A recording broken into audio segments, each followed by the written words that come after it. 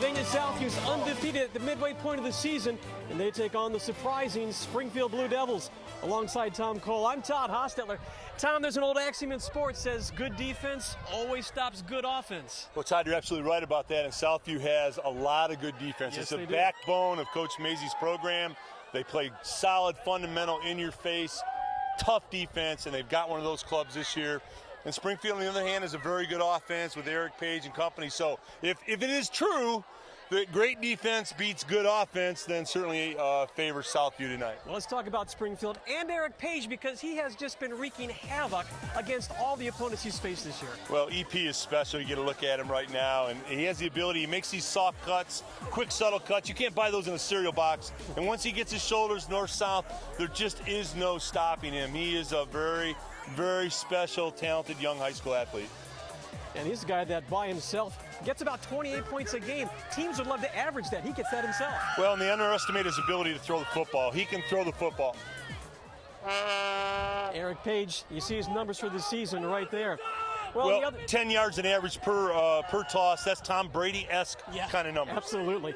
On the other side, though, we've got a quarterback in Alex Pidcock. And Alex Pidcock, he can also hurt you on the ground or through the air. Well, Alex is special because he's a lot like Coach Mazey's quarterbacks are really like halfbacks. They're kind of bruising running backs. They can throw the short possession pass. They're good leaders. He's a Paul Hornung kind of esque guy, and he just has the ability to lead his team downfield. But he's a very solid, strong runner. He's also got the experience of having already won one championship in the NLL. Well, and you get a look at his completions, 39-55 for 850 and 8 TDs. And then the rushing numbers are also very significant. He's also got a nice compliment to throw to in Sean Joplin. Well, Sean is anybody covering me, Joplin, because every BCSN highlight reel I see is Sean. You know, he's running free, going by people. Sean's the kind of guy that you throw the ball up, and the word is if he's even, he's leaving. In other words, the quarterback throws it when he's even because Sean is leaving. He's a big-time ability to catch the football, close on the ball, and he's a game-breaking kind of wide receiver. And you'll look at his numbers, but you look at the number of times he has had receptions for over 10 or 20 yards. It's staggering. Well, Todd, 20 yards per tells you that Sean is getting deep almost at will. That's an amazing stat. We've got the Coach's Corner coming up by the Andersons. Stay with us on BCSN.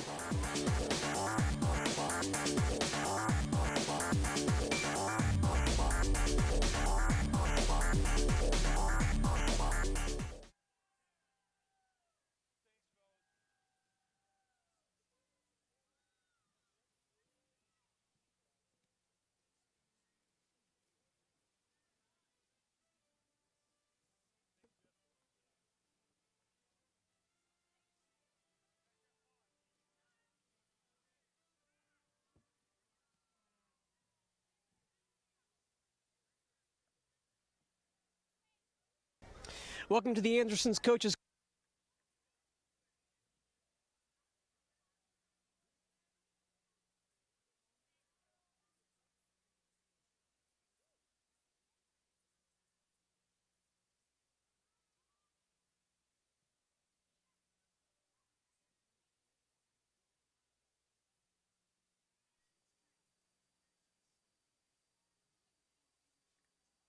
This is you. This is your daughter. She has a soccer game this afternoon. This is your boss. He wants you to stay late tonight. Don't worry. You can catch the game with BCSN's live streaming video, available free to all Buckeye Express subscribers. Uh-oh, here comes the boss. Click the X. Click the X.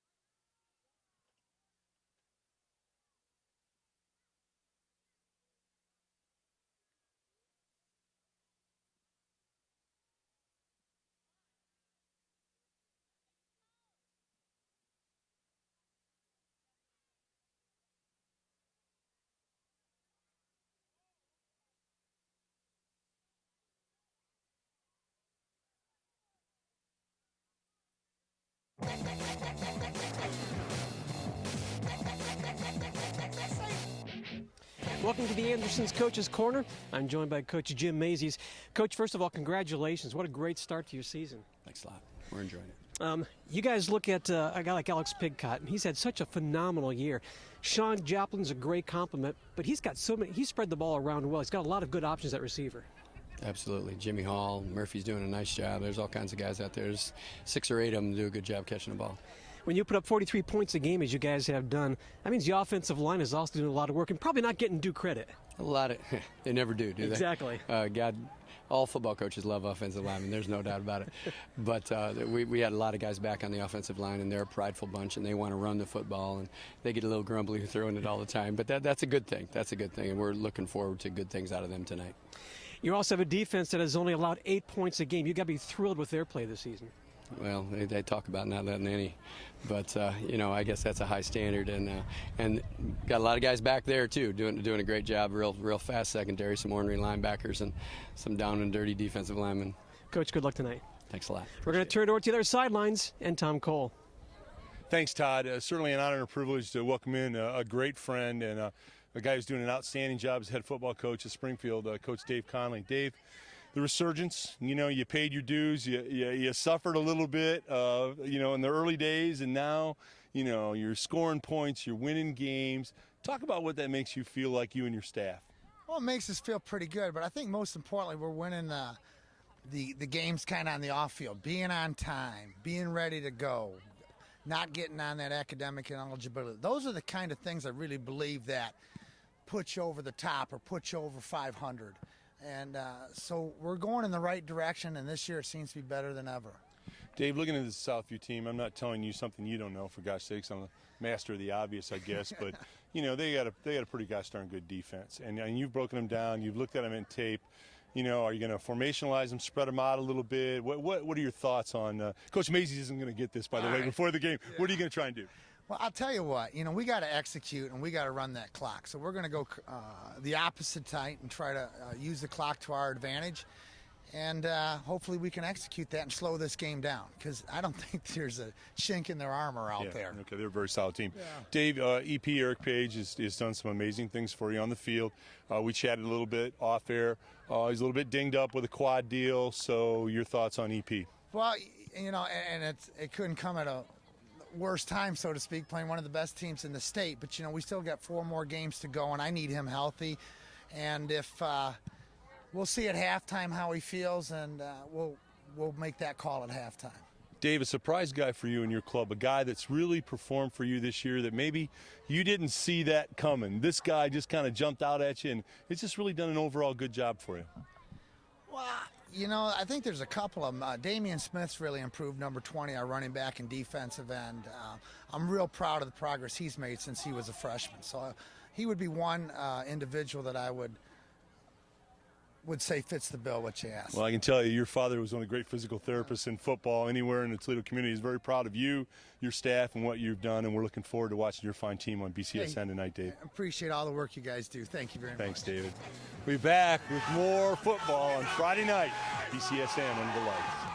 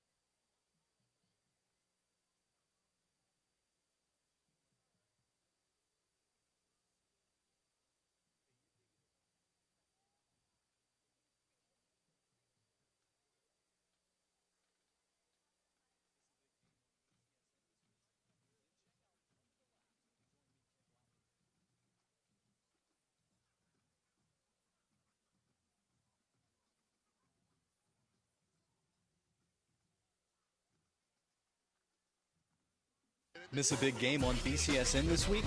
Then check out Under the Lights. Join me, Ken Watlington, as we bring you 30 minutes of highlights, sound bites, in-depth analysis, and the top plays from the past week. It's Under the Lights, Tuesday nights at 11, only on BCSN, exclusively on Buckeye Cable System. You can't get this with a dish.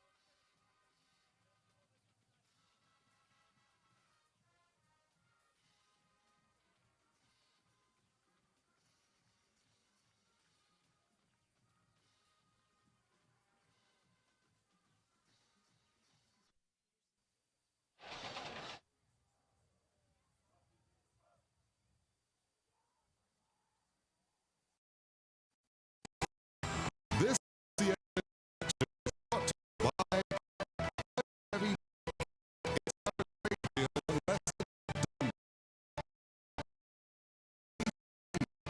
Get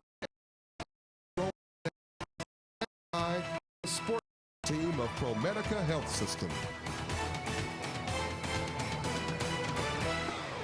Welcome back to Sylvania as we get ready for this NLL clash between Sylvania Southview and Springfield. Tom, we talked about the defense. Yep.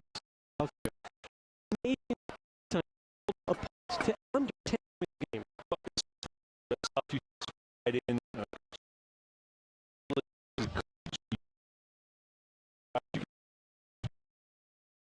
Coaching job here at Southview, but definitely everything feeds off of the defense for him. And this is a team that they're used to being on top in the NLL. Is that a burden to carry because they have been on top last year's championship, undefeated this year? Does every game that goes by kind of add to that pressure, or does that just build the momentum? No, I think that's a good thing. It's like getting asked to the prom. You know, every year somebody thinks you're good or they ask you to the dance. I mean, it's nice to be asked to the dance. And the kickoff is going to be short. Southview will take it at the 30. Hit and taken out of bounds very quickly at about the 36-yard line. At the 36-yard line is where Southview will start first. Let's look at the starters for the Cougars by the Andersons. Up front, McMahon, Rosenblum, Gibbs, McDaniel, and Coomer. Backs and receivers, Joseph, Joplin, Murphy, Hall, and Debner. We talked about those receivers. There's a lot of talent there. And, of course, the quarterback we talked about, Alex Pidcock, he has had a great run and really enjoying his senior year. Yeah, 6'2", 214. He's a warrior. He's a guy that can run that slash off tackle both sides. He can throw effectively. He's a leader. He's a tough kid. He's starting the shotgun. Doubles on the right. Man in motion, already a wing. Fakes the handoff. Pidcock keeps it up the middle for a quick 3 yards to get things started. Let's check out the defense for Springfield. Again, brought to you by the Andersons. And Springfield has a big task in front of them. The line is led by Hartman, Chung, Smith, and Gusio. Linebackers are Isby, Meek, and Gusio. Secondary of Grog, Watson, and Jarius Pan. Tyler Grog, one of the big receivers and targets for Eric Page. Second down. And 6 yards to go again from the shotgun. Same formation. This time Pidcock takes it himself, gets hit, spins around, stays on his feet. Looking about 3 yards. Well, when people see these formations, Todd, that time it was trips left, doubles to the right, as you would say. Shotgun, they're empty in the backfield. Here's a look at it. It's empty. And it's a picket play. Alex Pidcock, nice spin off there. But he's just picking the crease and going to where they can get a nice block. And he reads it from tackle to tackle. And it's kind of like old single-wing football, modernized, really is what it is. Same formation once more as they look at a third down and 4 yards to go. Good field position to start their first drive of the game. They'd love to move the chains on this first drive. Pidcock drops back. Quick throw. Wide open is the tight end. First down. Goes up the sideline. Makes a cut at the 40. And he'll be spun out of bounds at about the 33-yard line. And the first grab of the day was brought to you by Debner. And that was a nice first down reception by the tight end. Well, Jimmy Hall, it was trips to the left. They ran a runoff pattern, which means the two outside guys go deep, and you're going to see the inside man, Jimmy Hall, do a 10-8 sideline. There he is. He makes a catch, turns upfield, squares his shoulders, got a little deke move there. Get another look at him. Now watch Jimmy square him, turn upfield, makes a little move. Solid play. It's called a runoff. First down now into Springfield territory. Pitcock again working for the shotgun, and looks like they drew Springfield offside. I didn't see any motion on the offensive line, so it looks like they'll get a free 5 yards. As we wait to see exactly what this call is, we'd like to thank Vito's Pizza for providing pizza for the crew this Friday football. Visit Vitos.com to find a location near you. Vito's Pizza, fast, hot, fresh, and guaranteed. There's the mark off. And after you just give up a big first down, that's not the way you want to start that next series. Well, and especially if you're not going to play the game in the first half without your go-to guy, it's you'd want to get out of the box and try and stop them early and get the ball back and have some positive things happen to you. So 1st and 5. Pitcock looks straight down the center, gets flushed in the pocket, then gets spun down, and he'll be taken for a loss. It'll bring up now 2nd down, and still only 7 yards to go because of that penalty. Well, that's coverage sack, and credit the defensive backs for Springfield because Alex couldn't find anybody. He had time, 1,001, 1,002. It should be out of his hands now. Couldn't find anybody. Good pressure. And Alex did a smart thing that time. He didn't get cute with the ball. He knew he was going down. He didn't just throw it out for grabs. He protected it, and he lived to fight another day. 2nd down. Again, that spread offense, and they do spread it out wide. And on the quick handoff, they're going to lose more yardage. Just back-to-back fine plays by the defense of Springfield, as that'll be about another 6-yard loss. Well, the only problem with those wide running plays out of this formation, look how long it takes to get the ball to the running back, and look at how, and they fumbled the exchange, you have to run 12 yards to get to the outside to turn it up.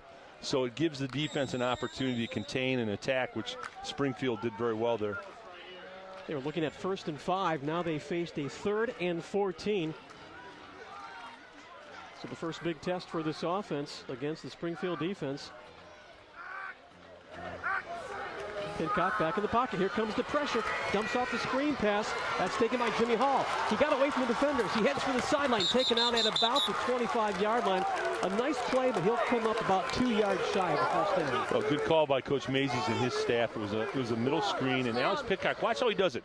You're like a matador. You bring the guys to you, and then you jump up and pop it over the top. Jimmy Hall looks like a young man that when he's got the football, he knows what to do with it. He catches it and he gets upfield. Well, my eyes, I guess, betrayed me, Tom, because that was a first down, so they moved the chains for the 2nd time. That was a big, big play on 3rd and long. It was a good call. We're talking to Coach Mazies. He was mentioning just how Alex Pitcock does have. He's going to just got something in his eye or talking to the official.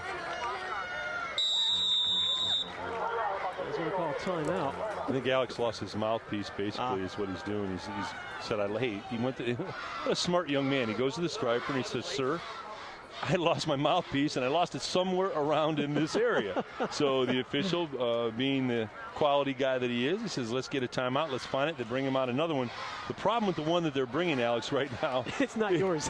It's not formed to his mouth. I want to tell you that. I know something about that, and that isn't the most comfortable feeling in the world.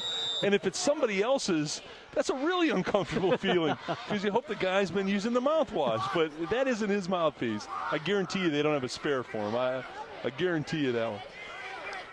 All right, 1st down. Jim Mason is talking about how he's got a lot of targets to throw to. You just saw Hall. We've already seen Debner. There's a quick pass on the slant. Grabbed in by Jimmy Hall. He'll get the 1st down. Cuts it back inside. Heads for the goal line. And he gets into the touchdown on the first drive. The Cougars get the first score of the night. Well, you wonder what that pattern was. If you remember the previous runoff pattern, trips to one side, to the left. The two outside guys do runoff patterns, and the inside man, Jimmy Hall, does a 10-8 sideline. Watch this. There's the runoffs on the outside. There's Jimmy Hall underneath. He turns it up. And watch number 5, Murphy, out there. Do you see Murphy baseball blocking him? We call that a baseball block because you're not trying to physically take him down to the ground. All you do is wall him off, and the runner reads which way to cut. Extra point is up and tacked on. 7-0, the Cougars out in front. We've got 8:26 to go in the first period. You're watching BCSN.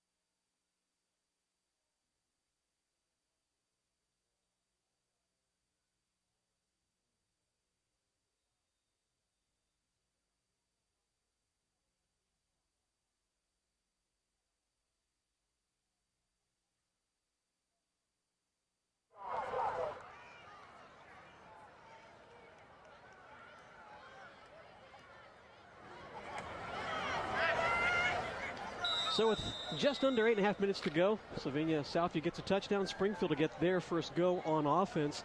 Grog, Glover, and Shepler back to receive is kickoff by Sean Joplin. And Grog is one of those guys who's dangerous. If you get the football in his hands, they'll squib it.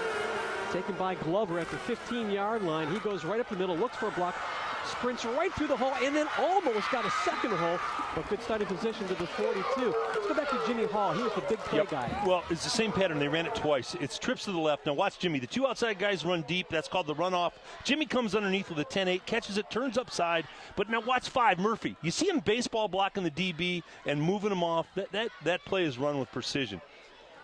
Jimmy Hall in both of his catches, big catches. You see the numbers early, 19 yards. What I like about Jimmy is when he catches the ball, he knows that what his job is to do is turn upfield, square the shoulders, and run to the goal line. I kind of like that a lot.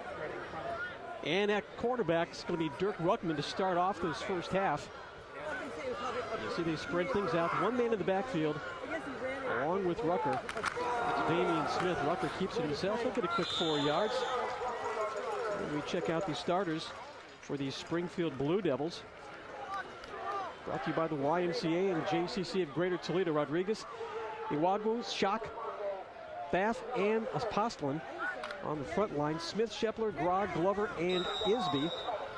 Your backs and receivers.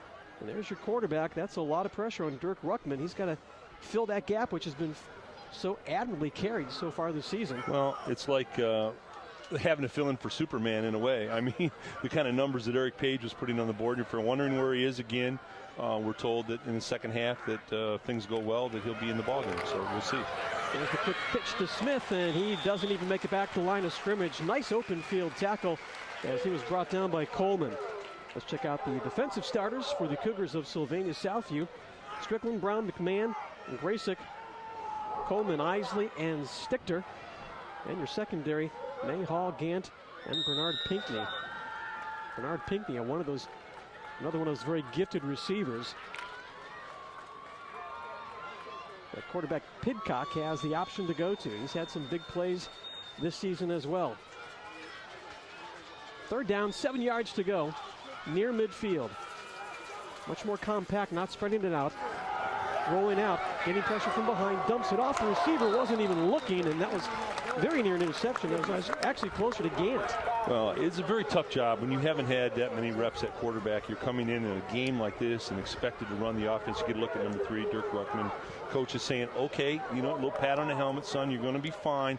But quarterback is about repetitions and seeing things on the field. The more reps you get, the more the game slows down for you. Right now, with Dirk, it looks like a movie that's going fast forward. People are flying and moving, and it'll take a while for the game to slow down for him so he can see the receivers properly and make the appropriate throws. punt is up. Jimmy Hall's already been a troublesome spot for Springfield. He'll be back to receive. He lets it go. It'll roll inside the 15 at the 14-yard line. And that is where the Cougars will go back on offense. Your favorite local sports are now available online with BCSN Vision. This new service allows you to view live coverage of events online as the action unfolds. Better yet, Buckeye Express customers can enjoy BCSN Vision for free. Visit www.bcsn.tv and see how you can get online with BCSN. Alex Pidcock and company coming out for their second look. There's Jim Mazies. This is a team that has done it from both ends. I mean, their average score so far this year is 43-8. That's an amazing difference. But the offense, Todd, so very often, if you know the other team isn't going to score that much, you can take, because your defense is so good, you can take risks, you can do things. There's a big hole. This is going to be a big gainer on the ground. And one man to beat, heading all the way down the sidelines. One play and a quick touchdown for Sylvania Southview. And that is Pidcock taking it all the way. That is going to be an 86-yard touchdown run by Alex Pidcock. Well, Alex is an athlete. It's kind of interesting when he makes this run. And we'll get a chance. Casey will show it to us again after they get the point. Right now, we're going to get a look right now. They make the little slash fake. Springfield bid on it. Now here goes Alex. About halfway through in this run, you'll see Alex, the proverbial bear jumps on Alex's back right here. You see he's chugging a little bit. He's trying to keep it going. He almost tripped. He almost blew a tire. But he really is a warrior. He's a terrific athlete and a special quarterback here at Southview. And they'll look to tack on the extra point and build up a quick 2-touchdown lead with 6:25 to go in this first quarter. Hale the holder. And the kick is up, and it is good as well. So we still have a full 6.5 minutes to go in the first quarter. Sylvania Southview on top, 14-0 on BCSN.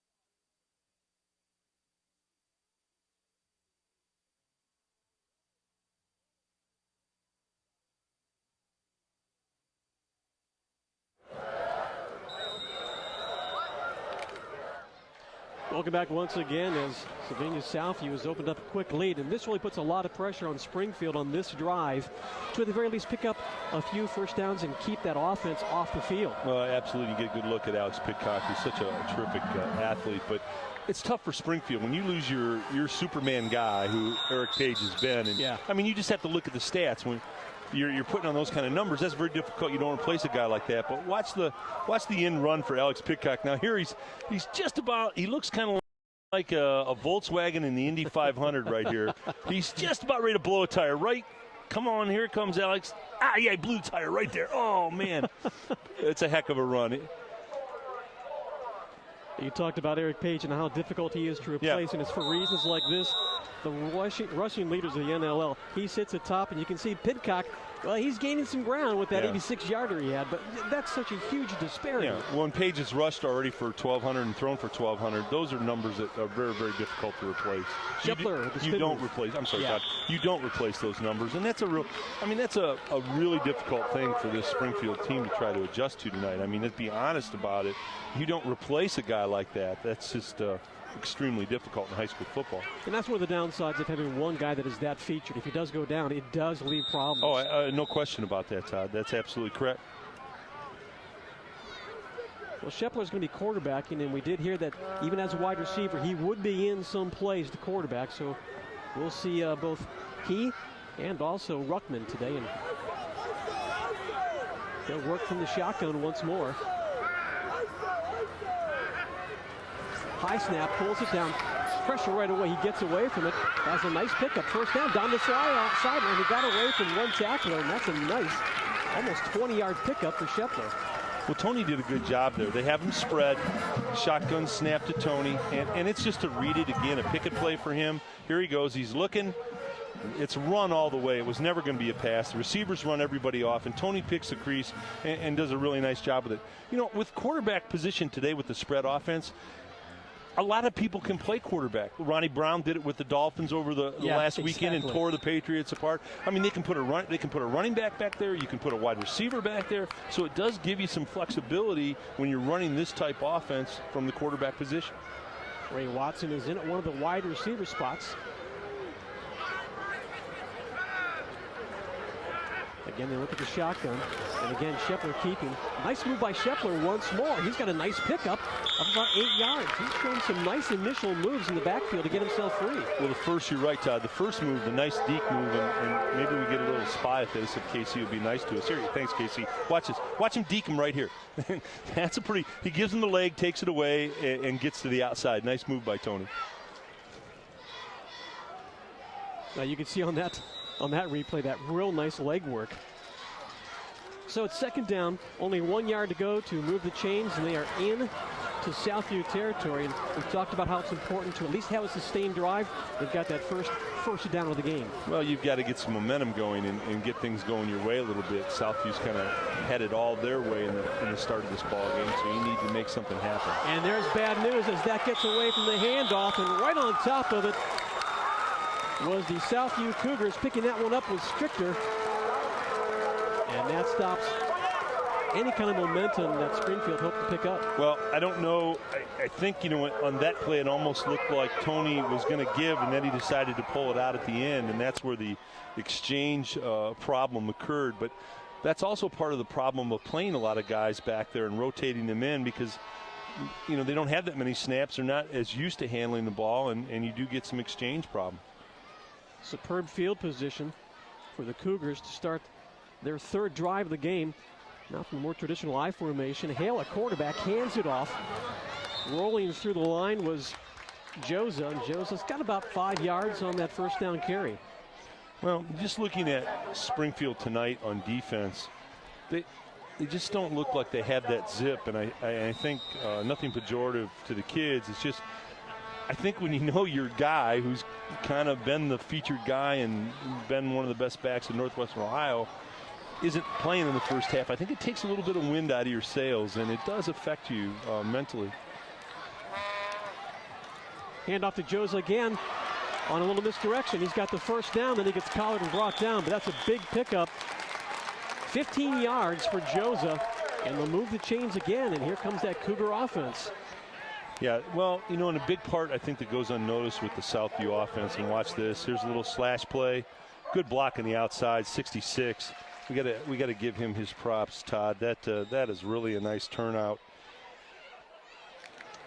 Justin Rosenblum, and maybe we'll get another shot at 66. But boy, you talk about a kick out. Justin had a beautiful kick out there. And their offensive line blocking for Southview is very good and very precise.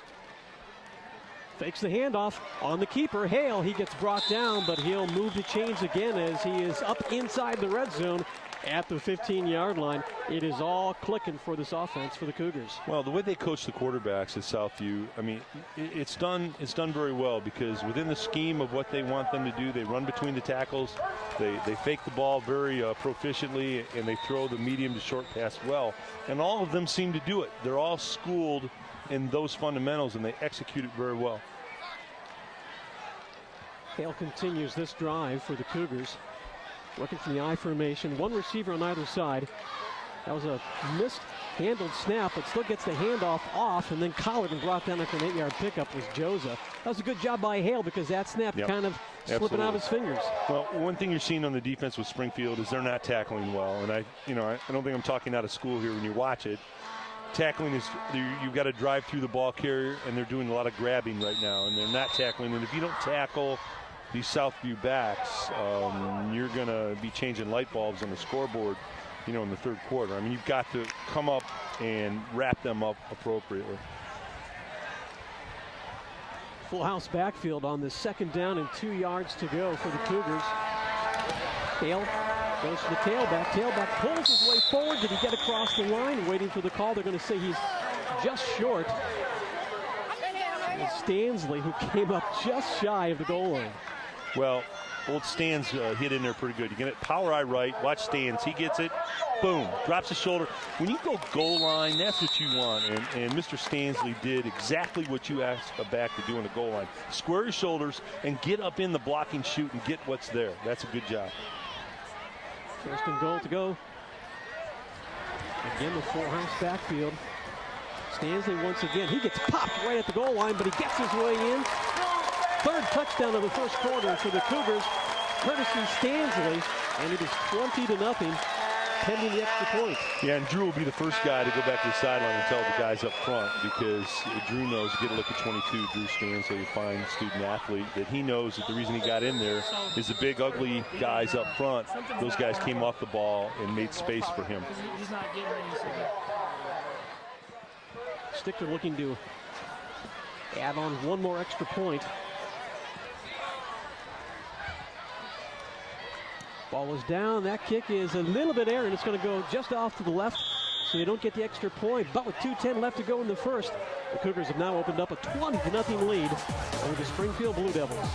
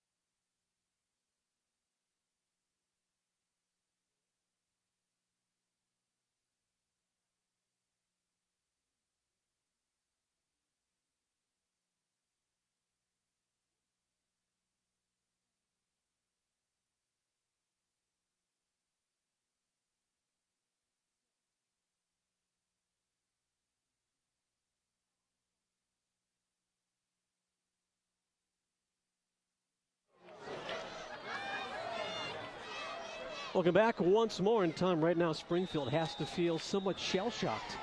Well, you know, I don't know if everybody understands, and people say, hey, it's just one guy. If you've watched Springfield and Eric Page play, it's not just one guy. What that young man's done on a football field is very remarkable, and when you take him out of the product, it makes it very tough for the Springfield team. Glover takes that kickoff at the 11, and he finds the wedge, but it closes down in a hurry. He'll be down at the 27-yard line.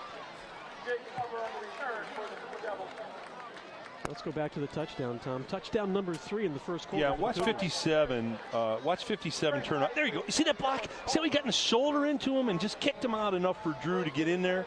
That really is good line technique. Southview's line, the gentleman, get a look at TJ, right? TJ said, hey, no big deal. I can do this all night long. Just keep running behind me. We'll get it going. That was a very nice turnout block down on the goal line by TJ Gibbs. 28-yard line. That is where Springfield goes for their 3rd drive. Back in at quarterback is Ruckman.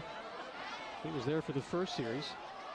Spread it out there at the hash mark on the left side. He rolls out to his right. Again, he gets pressure, turns around, everything collapses on him, and he'll be brought down for a sack at the 20-yard line. Then a flag comes down a little bit late. Well, Dirk had no chance there. They had him spread wide. They were going to sprint right, and it was a proverbial jailbreak, and he really had no opportunity to look downfield.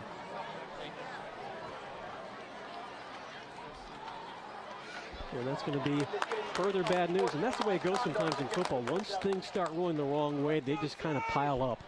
Yeah, well, you know, again, the people sometimes in the stands eating hot dogs and drinking Pepsis don't understand that one guy, but that one guy's been your quarterback, he's been your focal point, he's been the rhythm of your offense, and he's not there, so that means somebody else is running it, and it's just different. It's like taking one of your good spark plugs out of your car and putting a one in there that isn't quite as ready to go, and the car sputters. And you get a look at the fine coach of Springfield, Dave Conley. They're sputtering on offense. I mean, you can't put icing and sugarcoat it any other way. I mean, they're not the same offensive team. Well, you talked about how it's deflating when you it definitely was deflating for them. But then you also have players probably that are trying to make up for his losses. Sure. Sometimes you try too hard. Well, sure, they want to compete and they want to do things, but if you hadn't had the reps and you haven't had the snaps, that's a very difficult thing to do. They spread it out. That's a keeper by Shepler. He's been very effective with just this play. He gets to the corner once more. Has to slow down, and that allows the Cougar defense to catch up. Bring him down inside the 20, where it's now going to be third down and still a lot of yardage to go, about 28 yards to go. Well, the best thing, Todd, that Springfield's had going is Tony Shepler. I mean, he's a pretty good runner. I mean, he has an ability to make people miss. He does a nice job on the outside. That's really, quite honestly, the only positive thing they've had thus far in the offense is Tony getting in the spread and picking a crease and running the ball a little bit. They want to get first downs, but at this point, you don't put it up in the air. You just want to keep it on the ground. It's like being Al Smith, the captain of the Titanic. Things have gone wrong here today. So how do you right the ship? What do? You need a big play. And Shepler gets another 10 yards. He'll still be well shy of the first down, but the good news is there on field position, at least he did pick up about 18 yards on those last two plays. Well, the bad news is you're giving the ball back to Southview, and that in itself is a problem. When offense is going badly, it's like the economy. It's very difficult to turn around. You need somebody to make a play. You need somebody to step up. Everybody's looking. Tony's looking on the sideline. Hey, guys, let's make a play. Let's do something. And until somebody makes a play, you're kind of stuck in that morass of nothingness. Punt gets off, but it was threatened. They'll be taken at the 45-yard line. Fair catch. 47-yard line is where the Cougars go on offense with 2 seconds left to go in this first quarter. BCSN and WTOL Sports have joined together in a unique and historic alliance to form the T Sports Report. The T offers fans an inside look at local sports unlike any station in Toledo. So join Dan Cummins, Jordan Strack, and Jim Heller for 90 minutes of hard-hitting highlights from all the area's schools. It begins at 10:30 every Friday night. Tune in to the T Sports Report. Yeah, the guys do a great job. They have all the scores, and then Ken Watlington and Natalie Grice are at Ralphie's, which is kind of a fun thing. So it does give you your fix of football on Fridays. You don't miss a score, I guarantee you that. Last play of the first quarter. Spread offense. In motion, inside handoff. On the sweep at the 50. Gets a nice block up to the 40. Along the sidelines. He's going to make it all the way. One play and a touchdown. That touchdown is going to be courtesy of Chuba. Make that Connor Chuba. And everyone's getting into the act here in the first quarter for the Cougars. Well, tackling is all about attitude and wanting to get to the ball, getting a number of people to the ball. Now watch this. Now here we got this. It's that long handoff, getting out on the edge. You get a couple of good blocks here. There's a little turnout block there. There's another little soft baseball block there. But basically defensively, the Springfield guys, you get a better angle of it here. The Springfield guys are not running to the football. I mean, it's just as obvious as that. And if you don't run to the football and get a lot of hats around the football when you have talented offensive runners, they're going to ring up the scoreboard on you. And, you might want to, again, look to be changing bulbs later on because you're going to rack up some numbers. Extra point is good. So as the first quarter comes to a close on Chuba's 56-yard touchdown run, it is 27-0. Cougars on top of Springfield.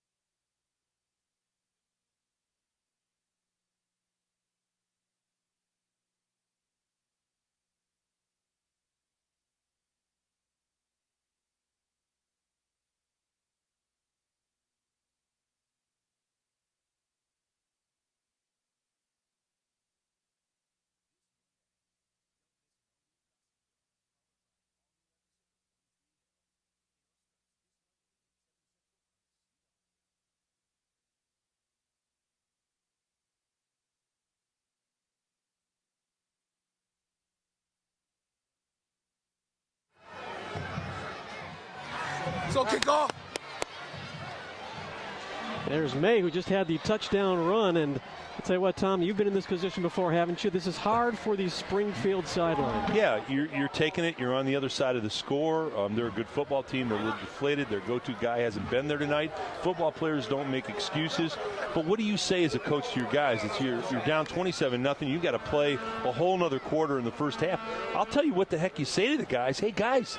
Hey, there's no getting out of here alive. We got to play tonight. What do you want it to be? Do you want to, do you want to go easy or do you want to go hard? Because it's going to happen. And what do you decide to do? And you hope that the guys decide, hey, coach, let's play.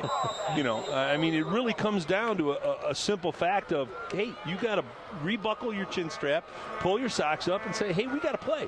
I don't like it. You don't like it. We're down 27-0, but you better start playing because if you don't, it's going to get worse. A lot of time left on the clock. Oh, yeah. Joplin's kick is going to go to the other side, taken at the 15-yard line. And then Glover puts a knee down at about the 22-yard line. You also said that for the Springfield offense, they just need to get that one big play to kind of get things going. And they have guys like Tyler Grogg who have made big plays throughout the year. No question. He's a very good receiver. I've seen him. But again, the rhythm and the timing of everything they do is different because you got to get different guy behind center. When offense is going poorly, Todd, it's like a snowball on a packy day. When you start rolling it, and you roll it and it gets bigger and bigger, and you're rolling up little kids and neighborhood dogs and everything. When it's going bad, it's like that. You can't get it stopped. You can't get it turned around, and you just need somebody to say, hey, let's make a play. 3 wideouts on the right side. One wide on the left side as it looks like maybe a passing formation for sure this time. They've been doing a lot of quarterback running. And once again, Shepler, as they spread that offense, runs and almost showed that elusivity once more, but he got taken down after about a 3-yard pickup. Well, this is a very difficult time to be offensive coordinator. When you're offensive coordinator and you're down 27-0, and the head coach is looking at you and say, hey, coach, what do you have? Well, obviously, I don't have much because we're not doing much. But one thing you've seen, a little bit of a spark, is Tony Shepler can run the football. Yes. So spread him out, shotgun snap it to Tony, let him pick some creases, and maybe you can move the chains, control the clock a little bit, settle this thing down, and maybe Tony can throw it a touch, too. We don't know. We haven't really seen him have that opportunity. He certainly can run the ball. Eisby and Easterly are the 2 wideouts on the right side. Man in motion is Glover. Once again, trying to find that crease. Got the hole, but then he gets gang tackled shy of the 30-yard line. So it's going to be 3rd down and probably 3, maybe 4 yards to go for Springfield to move those chains and keep this drive going. Yeah, that was run all the way. There's no hint of pass. Tony's just trying to pick a crease. And you see a lot of white jerseys just standing around. Tony's taking some shots there. He needs to go back to the huddle and say, hey, fellas, I'll run the football. But here's you get to look at the big white wall there. He's going to say, hey, fellas, I'll run the football. But here's what I need you guys to do. I need you guys to get off your derrieres and get into somebody so you can create a seam so I can run the ball. And sometimes you do have to say that to the big guys up front. That works under center. I formation. Handoff is going to go to Smith. And Damian Smith is going to be shy of the 1st down by about 2 yards. And so 3 and out on this series, starting off the 2nd quarter for the Blue Devils of Springfield. At what point do they at least have to put the ball in the air, even a screen pass, just to kind of keep the defense honest? Well, you're putting guys back there, Todd. Good question that it is, but you're putting guys back there that really haven't been doing that. So, they might not be capable of doing it. I mean, if you don't have the reps and you haven't had the experience doing it, at least you're running the ball, you're grinding some clock, and, you start looking at real practical things. Well, Springfield's going to get this ball back with good field position once more. Almost a block. It's certainly adjusted. Taken by Hall. Hall makes a cut. They're going to say he'll be at about the 45-yard line. Hey, join my good friend Tom Cole and Blade Sports editor Frank Corso every Thursday night for Rant and Rage. Frank and Tom will take your calls, your emails, and discuss the topics important to the Northwest Ohio sports fan. It's Rant and Rage. It's live Thursday nights at 6 on BCSN. Thanks, who gets Todd. to do most of the ranting and who does the raging? No, Frank it's his show. He does a great job. He lets me hang around. And John BD's our excellent producer. And KC directs, who's directing tonight. And our crew just does a great job. It's a fun show to do. I got mixed up on that. I don't know, and maybe I'm senile dementia set in with me, but I didn't see I didn't see any kind of a hand signal for a catch, or I don't know. We take another look at that. I don't know what they're talking about, but I really didn't see any kind of signal here. Well, the play kind of stopped. He made his cut around the right, and the play kind of stopped, and now they wind up. I didn't see Jimmy fair catch. No. I don't know what's transpiring here, but the Stripers will figure it out, and they'll tell us. They're smart guys. And right now they place the football at the 31-yard line of the Springfield Blue Devils. And if you're Springfield, this is the last thing you want. Well, football is such a strange game. When it's going well for you, it's a landslide downhill, and when it's going bad, it's a drought in the desert. You just can't get a glass of water. Springfield hasn't been able to get a glass of water. Oh, now we have. I didn't see any penalty flags, but it looks like they're going to send the offense back out for Springfield and the defensive unit for the Cougars. Yeah, we're not getting a lot of information here. Maybe we'll get this cleared up. I never saw a flag come out. No, I don't know what they're going to do here. But now they're going to spot the ball at the 45-yard line of Springfield, and it looks like they will have a first down there. So one of the first few breaks for Springfield. Well, the striper went over and talked to Coach Mazies, but he never gave a signal. So up here, we're kind of at a mystery as to what it is. But what it is a break for Springfield, and they really need a break, and hopefully they can move the ball a little bit and kind of get back in this game. And you get a break like that, you really need to take advantage of it and make them pay. In this situation, yes. Scheffler heads for the sideline. He gets hit at the 50, then double hit. He'll be down at about the 49-yard line, but another nice pickup on first down for Scheffler. Well, Scheffler's a player. Tony's a player. You can see, these are designed runs all the way. There's no hint of a pass. Tony has a nice glide to him. Now watch him glide to the hole. He's got the snap, tucks the ball. Now he's looking for the crease. It's a nice glide. Where is it? Where's the hole? There it is. Pretty smooth runner. He gives them a second down and 4. And that's a nice turnaround for Springfield, because they were looking at going on defense on their own 30. But with that penalty, now they're looking at 2nd and 4 and inside Cougar territory. Well, football's supposed to teach you how to handle adversity, and you hang in there and you keep working, and maybe something good will happen for it. Timeout is called with 8:32 to go in the half, as we'll take a break. 27-0. Sylvania Southview on top of Springfield.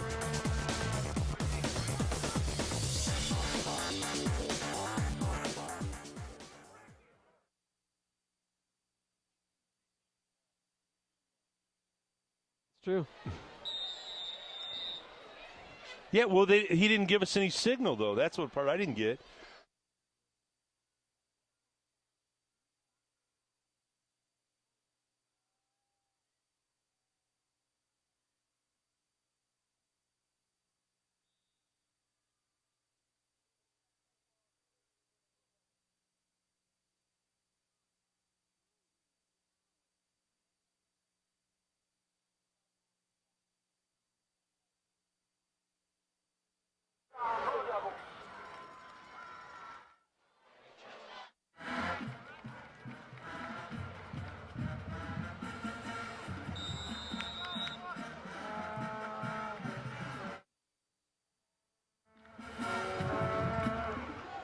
A little momentum, Tom, for Springfield here as they are inside the 45-yard line of the Cougars. Spread offense once again, triples on the right.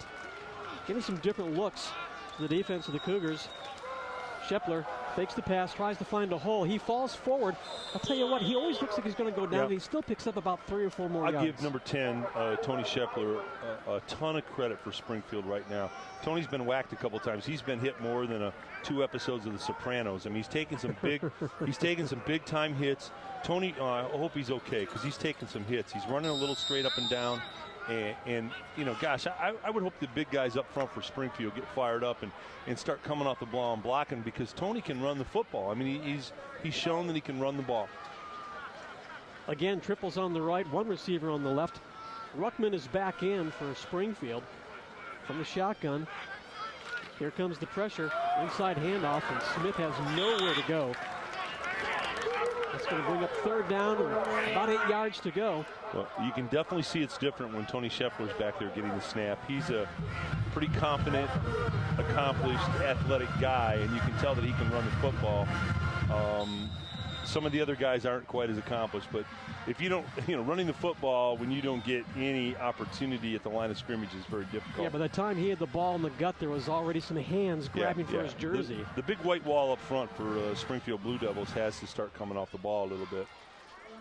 3rd and 8 from the 40-yard line. Luckman back to pass. Here comes the blitz, and he's going to be taken down for a big loss. Back on the other side of the 50-yard line. Another sack. That time Coleman has the sack. Well, that's a good call by the coordinator for Southview. They know that Tony Scheffler's not back there. Nothing pejorative to Dirk. He's a good, scrappy quarterback, but he's new back there, and he doesn't have the ability or the strength to make the first guy miss that Tony Scheffler does. So they bring pressure, and consequently they have a sack. Punting once again are the Blue Devils. Jimmy Hall, who's been such a threat, is back to receive at his own 18. Less pressure on that punt. Smith lets it bounce, and it just seems like nothing goes Springfield's way. Even that ball, once it hit the ground, it didn't take a bounce the other way. It came right back against Springfield. They had to touch it at the 25-yard line. Todd, I can't tell you what a difficult feeling that is on the sideline for Springfield, their coaches, their kids, their staff. It's frustrating, whether it's NFL, college, or high school. When it turns against you in football, that momentum, and it's so difficult to get it flipped back the other way. It just is a very hard thing to do. Well, the Cougars already have put 4 touchdowns up. And we've got 6 minutes to go in this half. We'll go back on offense again. Pidcock's going to work from the shotgun. And you see them moving along the offensive line. That's going to make it now 1st and 15. Well, I know what happened here, because this used to happen to me playing quarterback, but I used to forget the snap count. But the center, I think, forgot the snap count, because everybody went, and the ball wasn't snapped. Coach Mazey's just saying, hey, now wait a minute, what's going on here? Our center should know the snap count. I never understood how a quarterback or a center could forget the snap count, but I used to do it all the time. So they marked that one off, and Coach Mazey's even up 27. You're still never happy with mental mistakes, though. Well, no, because that was a nice deception. He just rolls forward. He got about 4 of those yards back before he spun down. And that's going to make it now 2nd down and about 11 yards to go.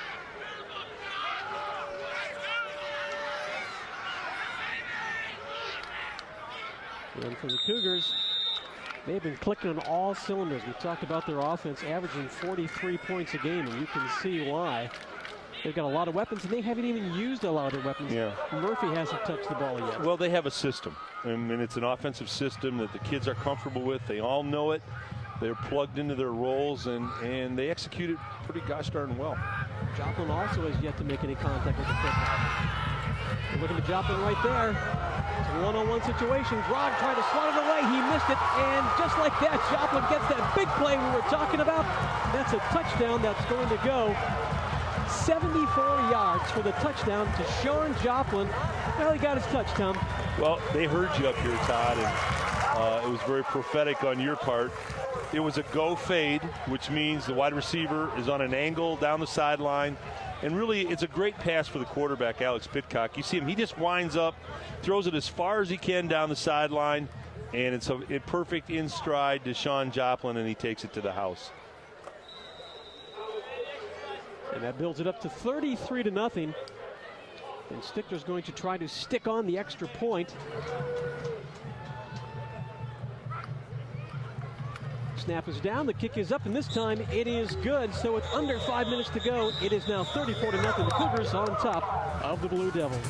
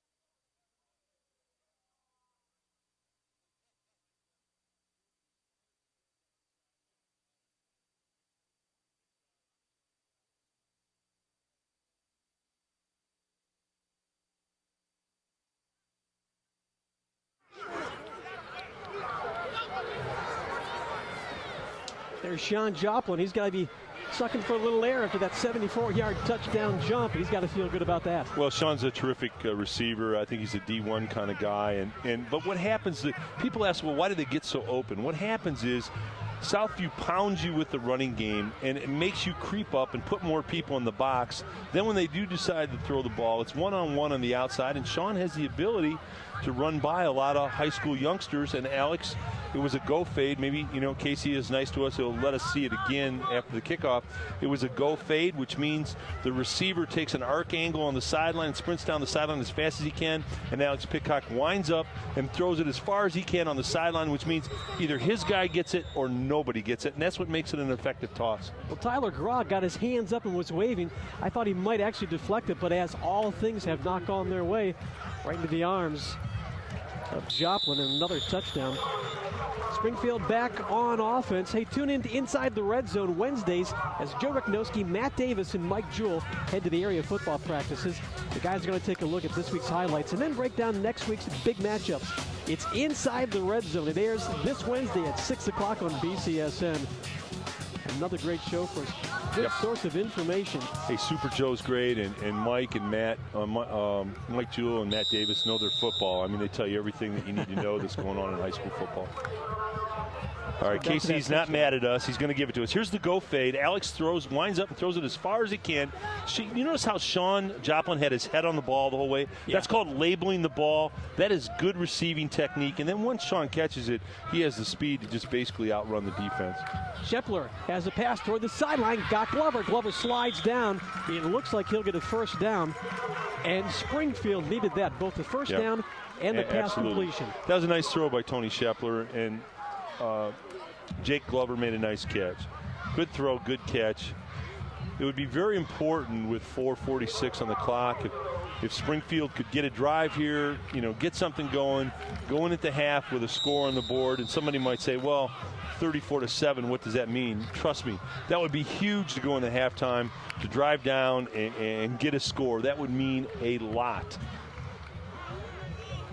Easterly and Eisby are the wideouts on the right side. Offset formation. Shepler looks for a block, now cuts back inside, gets pounded, and he's going to lose yardage. One of the few times tonight we've seen Shepler actually lose yards. Well, I don't know, how else to phrase it, but the guys up front are being overwhelmed a little bit, and there just aren't running creases for Shepler in the game. In the running game, the best thing they've done is spread them out, shotgun snap it, because then you're taking weight off the defense. You're kind of underwearing them, and you're spreading them out, and then let Shepler just pick his own hole. Because when they go to regular straight drive blocking, they're not driving people off the line of scrimmage. Darius Smith in the backfield along with Shepler. Shepler has some time, looking to throw again. Now he's going to run with it. He's got some problems. Escapes one defender. Now he's going to put it up in the air. Finds an open receiver, but it's going to be picked off. At the 50, coming back the other way, Jimmy Hall. Jimmy Hall is going to be brought down to the 32-yard line. A flag is down way back in the backfield on the offense. We'll see what that's about. But another big play this time by the defense of the Cougars. Yeah, there were a couple of possibilities of flags there, and one of them, to me, maybe a face mask call against the Cougars. Yeah, I thought they grabbed the face mask of Tony Shepler originally. That's what I thought I saw. And they were calling, a lot of people were calling for interference there on Jimmy Hall, but it wasn't. He just, when the ball is thrown up in the air, there was a face mask quick. When the ball is thrown up in the air, the defensive back has the same opportunity to go to the ball just like a receiver. That angle, it looked more like interference, but really the first angle that we saw, Jimmy just went to the ball like a receiver, and I think it was a good no call. We'll take a timeout with 3:29 to go. 34-0. The Cougars on top of the Blue Devils on BCSN. 5-yard face mask.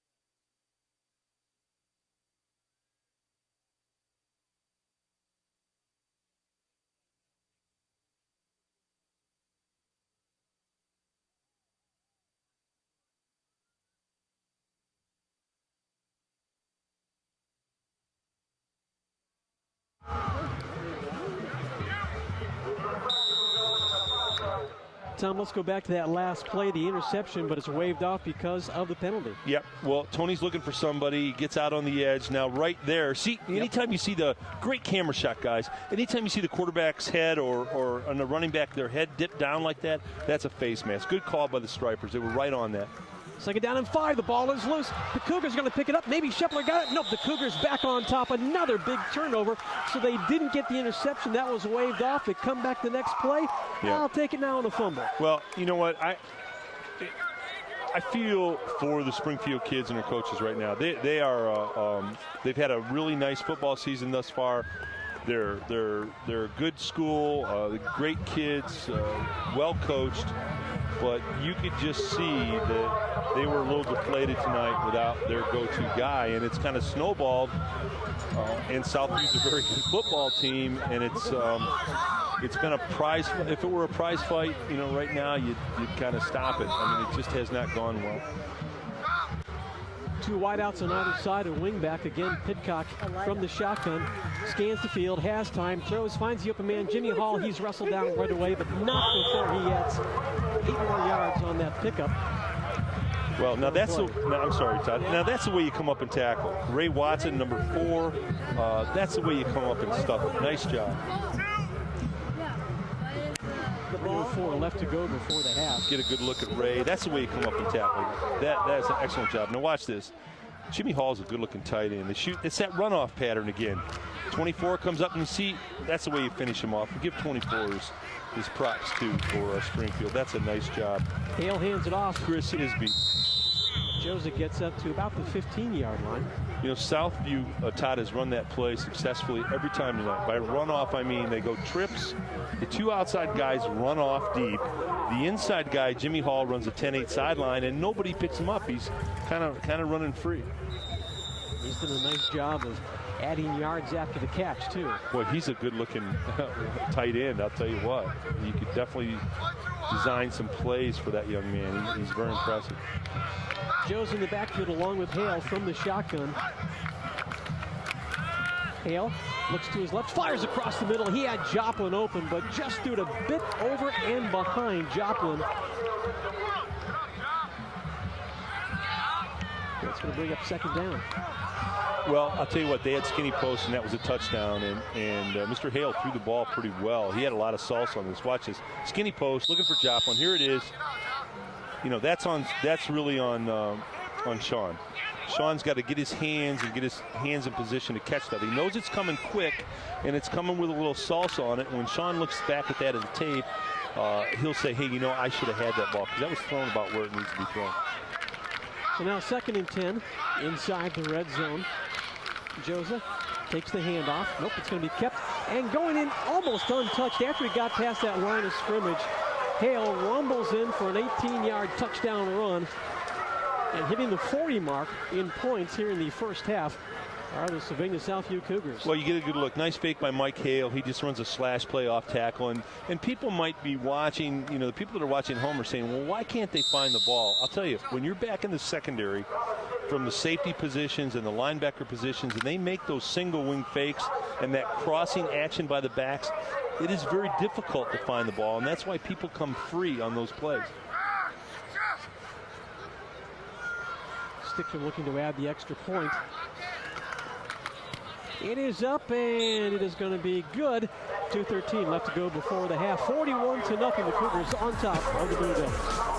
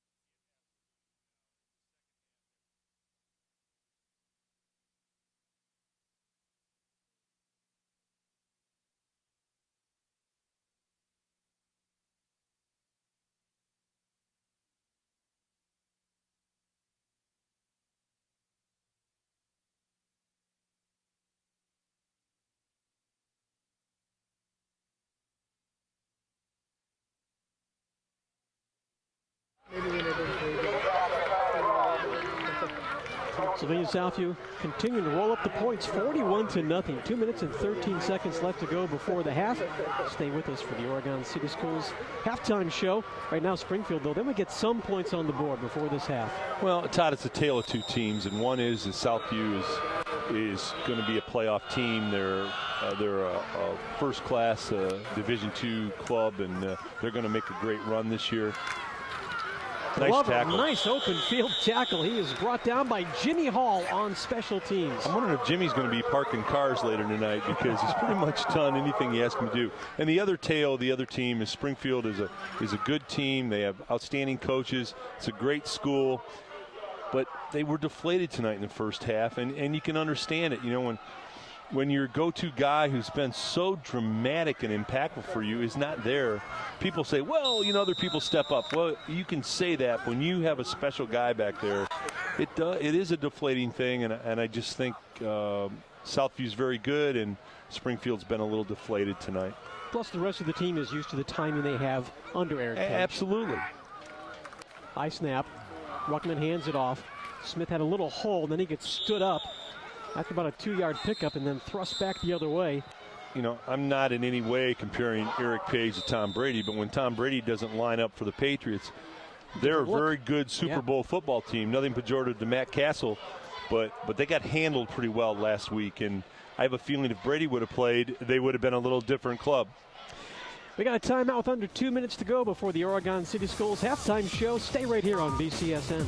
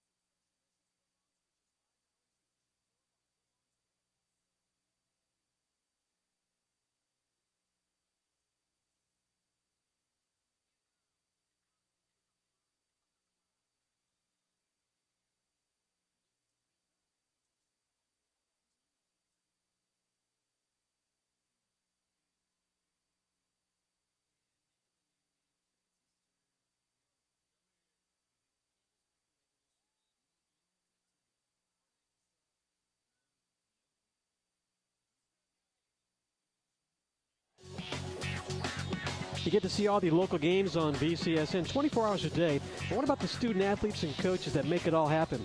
Join Tom Cole, my good friend here, the coach, on Sports Wrap every Monday, 11 p.m. and hear about the local players from their own words. Hall of Fame coach, the state champion, Sports Wrap shines a spotlight on all the outstanding individuals that fill your TV screens every day. Sports Wrap. Make sure you don't miss it. Thank you, Tom. That pass is going to be a little bit shy of the intended receiver, Glover. And thank you for being a special guest on Sports Wrap. Had a lot of fun. Week. Well, we're going to do that again. You were great. Absolutely great. That was a very cool segment. After watching Maumee win against Perrysburg, it was good to get a chance to talk to the guys kids. afterwards. Yeah. That was a fun deal. It really was. Right now, there's only a minute 51 left to go. Well, and you're thinking in your mind, all right, what do you do?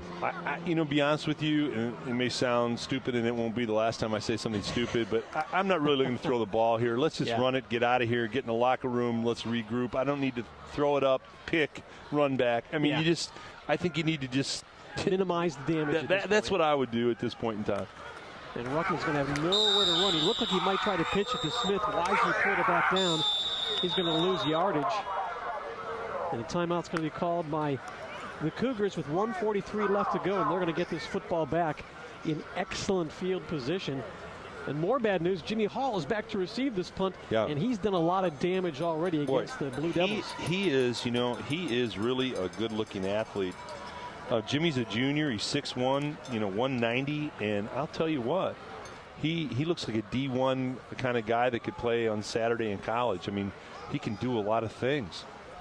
And we talked about how Alex Pidcock has a lot of options. You've got Jimmy Hall, who's had a number of big games. Of course, Sean Joplin. Murphy's had some big games. He's got a lot of different places he can go with that football. Denard Pinkley, he's had some big games. Well, Todd, that's by design. I think Coach Mazies and his fine staff That's not an accident. They know that a defense, when you move up the rung and you get in the playoffs, they know that a defense can take away one great player. You spy them out with two guys, and you make other people do things. So, he gets that. So if you're going to spy out Southview, who do you take away? You're going to take away Pitcock. You're going to take away Hale. You're going to take away Joplin. You're going to take away Hall. You're going to take away Stansley. I mean, that makes it very difficult to spy out one guy. And you can't put two guys on all those guys. I mean, I never passed a math class, but I even know that there's not enough guys to do that. So that's called an offense that's very difficult to defend. Well, how about just the game preparation that week before? You've Absolutely. got that many different guys to try to account for. Absolutely. Hall's going to let that bounce at the 40. It'll come across midfield and be touched at the 47-yard line of Sylvania Southview, and they've got a minute and a half left before the Oregon City Schools halftime show. Already 41 points up on the board and a lot of diversity in the scoring. Hall has a touchdown. Stansley has a touchdown. Pitcock, May, Joplin, Hale. Well, again, it's a tale of two teams, and Southview is very, very good. Springfield's had a really nice year thus far.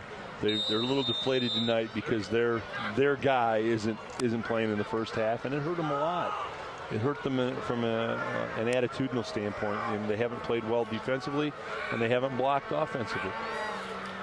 Pitcock, quick drop, fires to the sideline. That'll be good for about a 6-yard gain. Out of bounds, stopping the clock. That was the first reception by Denard Pinckney. Another one of the weapons we were just talking about. Well, you kind of get into a tough area here. You got a minute 30 on the clock. You're up 41-0. Do you throw the ball and try and get another score in there, or do you go in and say, okay, to be really honest with you, and I'm certainly not anybody to question Coach Mazey. He's been very, very successful, but I don't throw the football. Jimmy Hall has another big gainer down to the 20-yard line. I think you run the football, and if you score running the football, then that's one thing, because you still have to come up and tackle. But I don't think at this juncture of the game, 41-0 with 1:23, I think you just kind of run the football, and if a guy breaks one, he breaks one. That's football, but quite candidly, I don't think I'd be throwing it now. Well, they get another first down, and they have had an abundance of first downs in this first half. Line up at the hash mark on the left side. Pitcock looking to the sidelines for the play. Again from the shotgun. Spread offense. Has time on the slant across the middle. Nice move by Jimmy Hall. Jimmy Hall off that move is going to get close to the goal line. Did he get in? Yes, he did. Jimmy Hall with another touchdown. That's two big receptions in this drive by Jimmy Hall. He's got his second TD of the football game, and it's 47-0.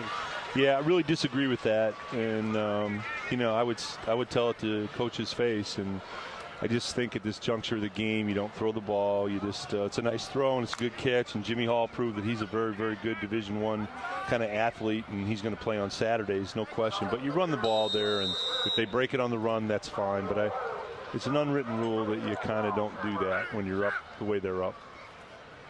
Stickler's going to look to add on the extra point.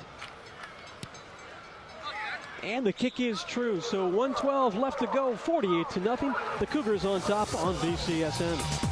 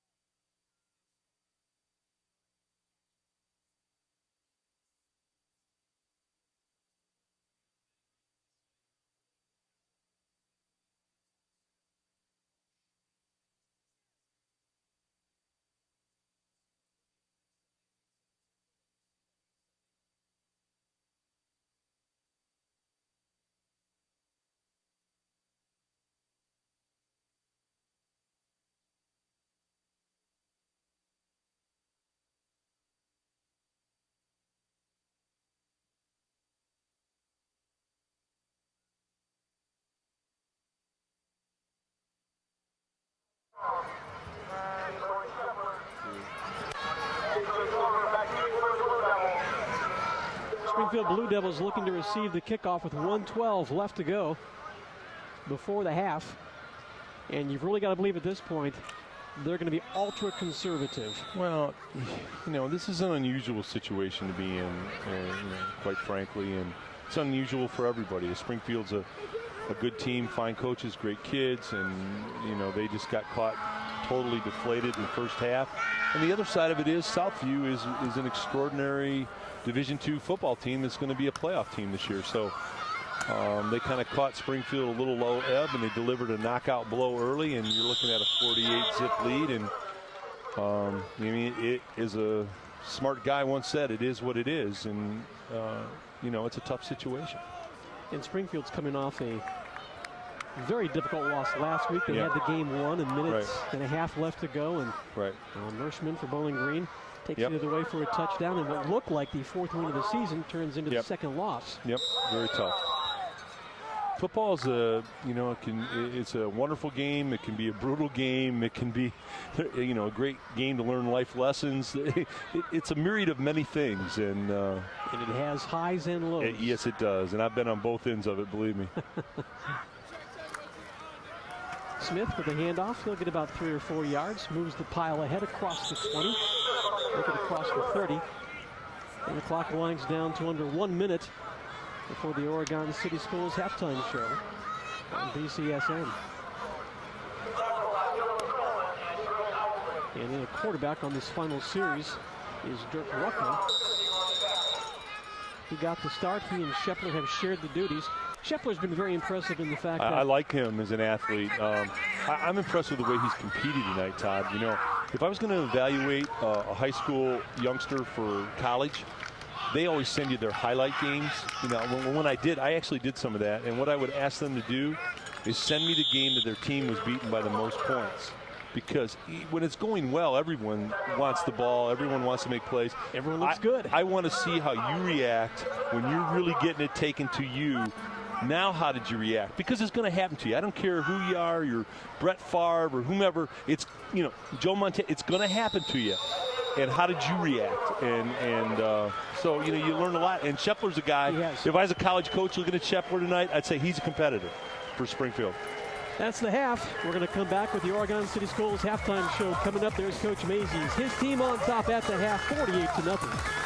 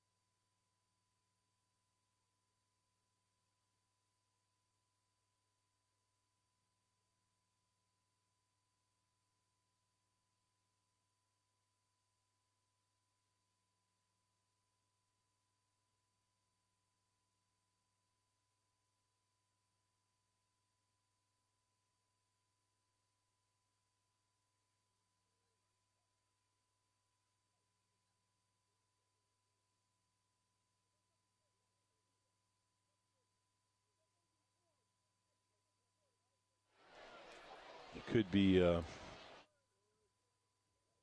They say a picture is worth 1,000 words. Wait a minute. Who wants just a picture when you could watch the whole game on your very own copy on DVD or VHS? Keep the memories alive forever with BCSN. You can't get this with a dish. Seen only on Buckeye Cable System.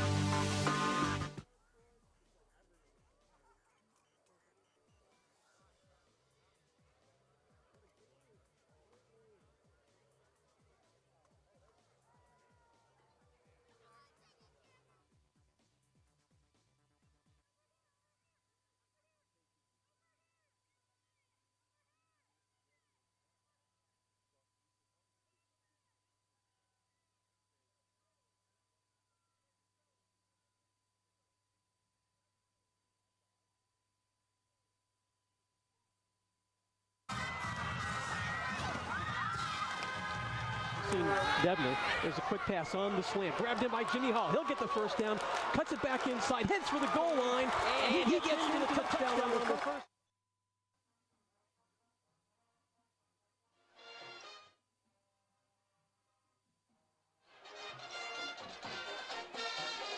Welcome to your Oregon City Schools halftime show. Let's go down the field for the Springfield Blue Devils marching band.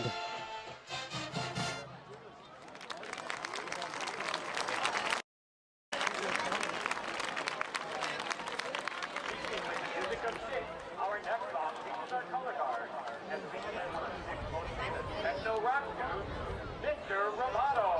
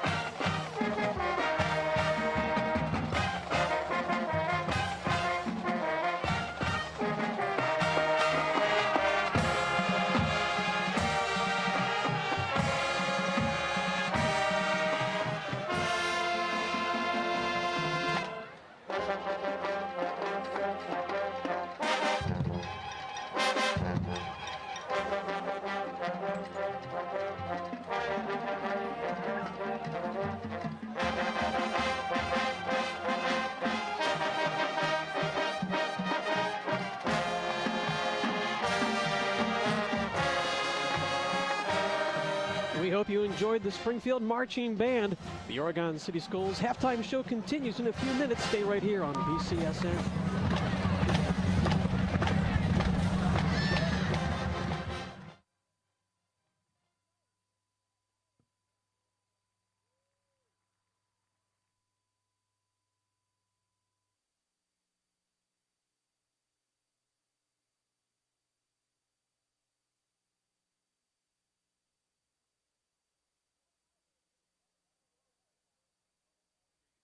Be sure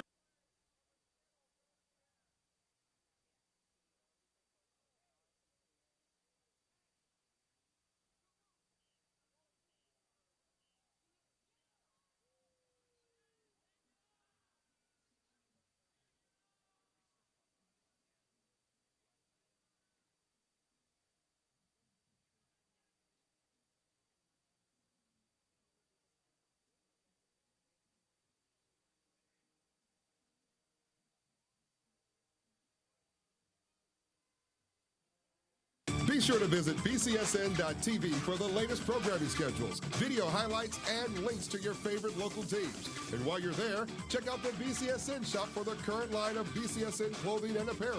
If it has to do with local sports, you'll find it at bcsn.tv.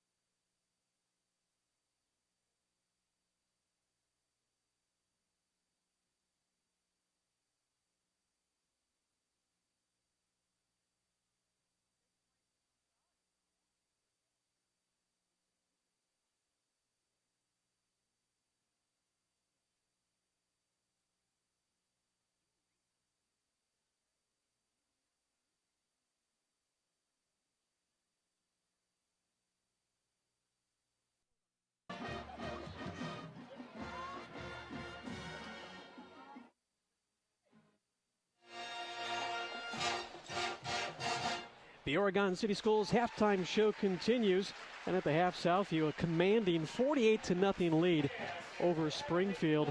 And most of the highlights, Tom, are going to be focused on the Southview Cougars.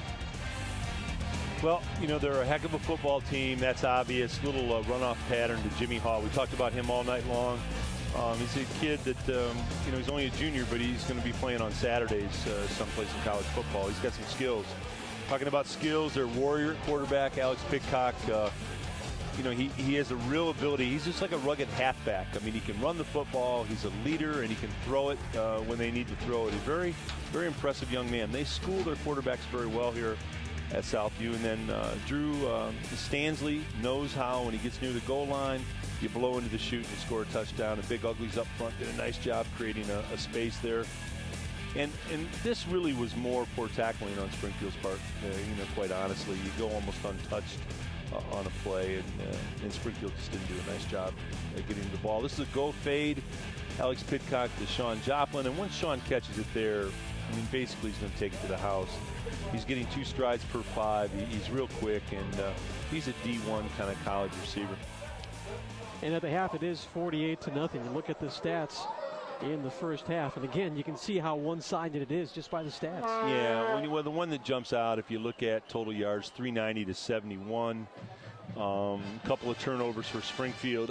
Other than running the ball a little bit from the quarterback position, Springfield had a couple of plays, but basically it was all Southview, and Springfield was a little demoralized.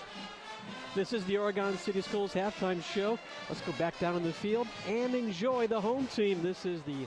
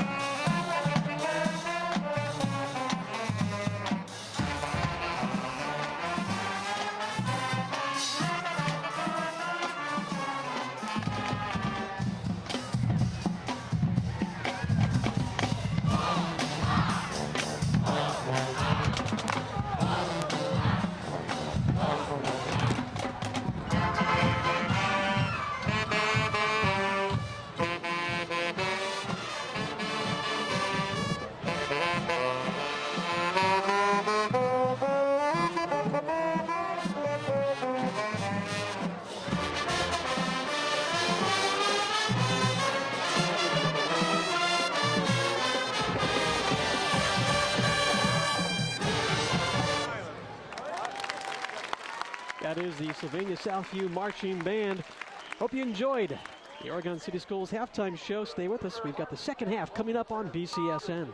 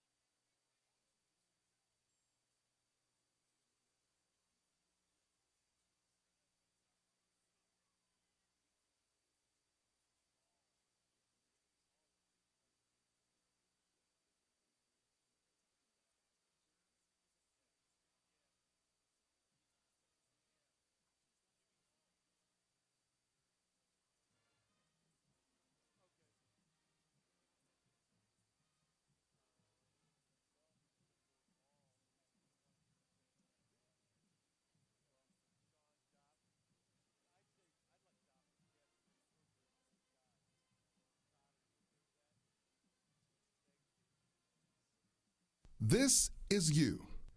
This is your daughter. She has a soccer game this afternoon. This is your boss. He wants you to stay late tonight. Don't worry. You can catch the game with BCSN's live streaming video, available free to all Buckeye Express subscribers. Uh-oh, here comes the boss. Click the X. Click the X.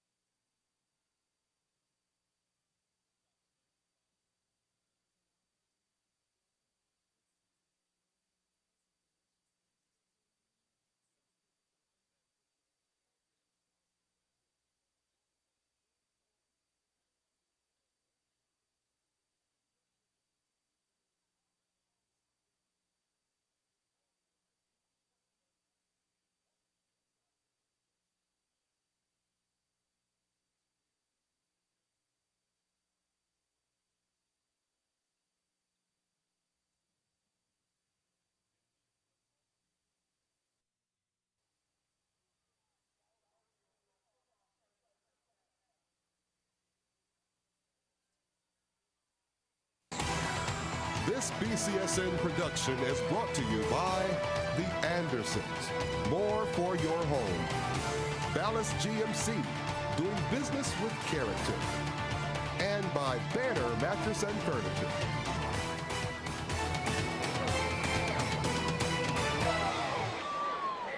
We get ready to start the second half, and Tom, we see Eric Page is back to receive the kick. I was going to ask you, beating 48-0, he's kind of dinged up. Would you play him in the second half? Apparently, coach is going to. Yeah, you go to the doctor and you say, is he going to not do any harm to himself by playing? And if the doctor, the medical people give you the clearance and say, yeah, he can play and he's not going to do any harm to himself and he's a little ouchy, then you play him because your teammates are out there and it's a tough night and that's part of football. Hey, you get out there and circle the wagons with them. So as long as the medical people clear you and say he can't do any more harm to himself, then I would say absolutely put him out there. We'll see how much that quad slows him down also. As we talked about the phenomenal numbers, he's averaging 257 a game on the ground, $1.25 through the air. Already 3 times he's had over 400 yards in total offense. He's just such a huge weapon. Yeah, he's put up numbers that really are in the uncharted territory in high school football, and he's a special player. He takes the first snap, and he'll get across the line of scrimmage for a couple of yards, so he sticks his nose in and is now getting the taste of the football here in the second half. Hey, speaking of the half, there you go. We enjoyed the Oregon City Schools halftime show. Our viewers only got to see a little bit of it. We didn't get to talk about it very much. We saw the whole thing. Great performance by both marching bands. Yeah, the Cougar marching band was terrific. The Springfield marching band, we got a great show. They were great. The cheerleaders for Southview are down here next to us. They're terrific. And the Super Cougar fans who worked with us in the Open. And yes, they did. They're outstanding. and Glenn Gillespie, the stellar AD here, has always made us feel welcome, and we appreciate it. Page rolls out, and we're going to get a flag back by Eric Page, but that was a nice defensive effort to come over and knock that one down by Gant. It was intended for Eisby, but again, we've got that flag in the backfield. It is going to be against the Cougars. Yep. Somebody took some liberties, a little personal foul there. Page is getting himself indoctrinated right away. Yep. Eric's looking. He's trying to get rid of the football. And, well, I don't know. But quite honestly, I don't know. You got to see it real time. We're looking at it slow motion. Real time gives you a different look. But quite candidly, it didn't look like roughing to me. And maybe the Stripers missed one. They're great, and they always do a wonderful job. But they may have missed one there. And but Springfield deserves a break. They're like McDonald's today. Maybe they deserve a break. It's been a rough go. And the snap goes high. It's going to be off the hands of Eric Page. Falling on it is the Cougars. Another turnover.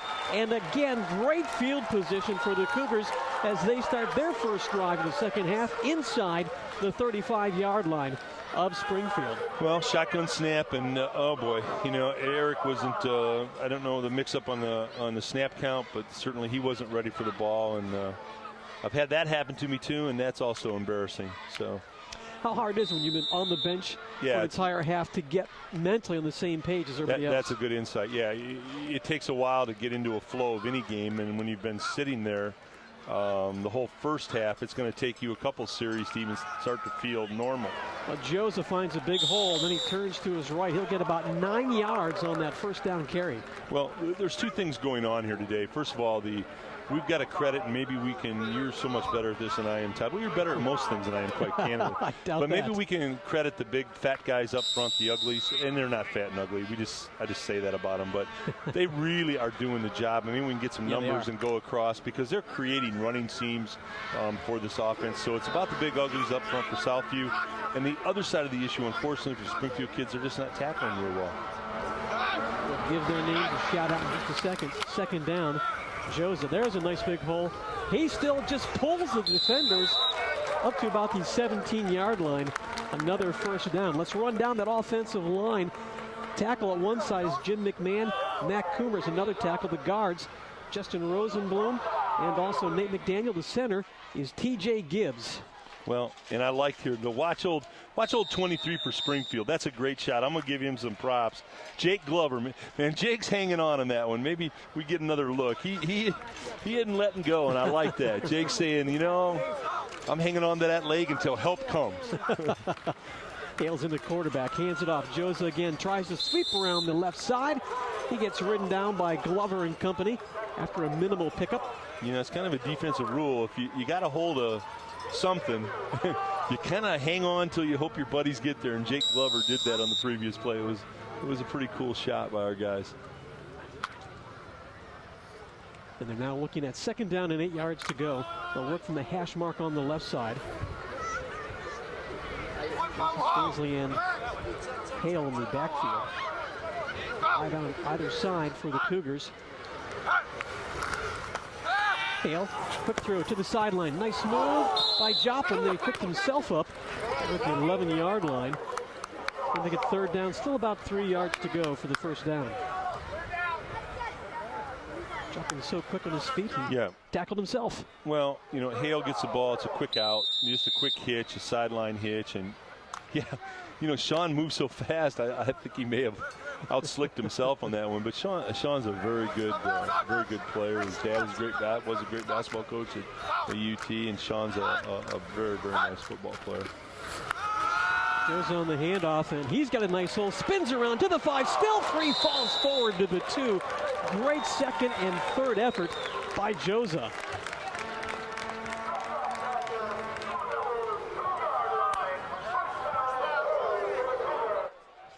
Now, you get a chance, Todd, to look at this offensive line. That's a great camera shot, guys. They're all coming off the ball. It's a synchronization thing with the offensive line. It's almost like a metronome on a piano, that everybody takes the step at the right time. Everybody moves at the right time. It's in synchronization, and that's an effort run. 1st and goal to go for the Cougars. Handoff once again. Joza, he gets hit, but he still pushes forward, and he will be just shy of pay dirt inside the 1-yard line. 2nd and goal. Ryan Joseph's he's like a little Timex watch. I mean, he keeps taking a licking, and he's still ticking. He keeps bouncing out there, and he's moving the legs. And, you know, as an offensive coach, that's what you want from your backs. You know, you tell your offensive backs, hey, those guys up front will get you a hole, but after that, hey, you make people miss and lower your shoulder and run over somebody. Again, Joe's with the handoff, and he gets stood up, still trying to go forward, but great gang tackling by the Blue Devils, and they shove him backwards. They do not allow him to cross that goal line. Yeah, I really credit Springfield. Now, this time they closed down the tackle hole. That's a good job. You see how they stood their ground there? You know, they got low, stood their ground, gang tackled. Now, that's how you play football. That's a play that the Springfield staff can cut out and say, hey, guys, we did it perfect on that play. That was an excellent play. And that's making a statement. Yeah, well, I mean, you got to start, you know, you build on little things in a game like this and try to make some play. Hale punches through, and he's got the touchdown at 7:23 to go, 54-0.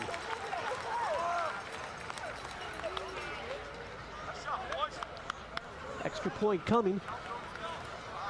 Hale's 2nd touchdown of the game. You know, Hale, you know, quite candidly, is a crafty little quarterback. He comes in, and, you know, Pitcock's the guy that makes everything go. But I'll tell you what, you give Mr. Hale credit. He comes in, he runs the club very efficiently. He can run, he can throw. He's smart. He does a very nice job. And the snap on the extra point is muffed.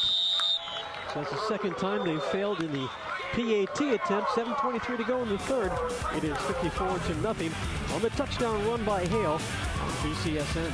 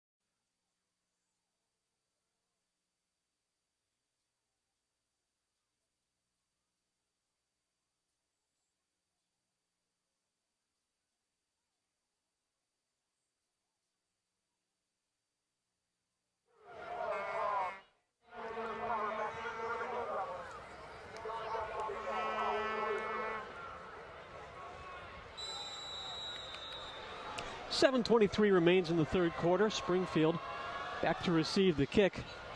Low line drive, takes a couple of bounces at the 15-yard line.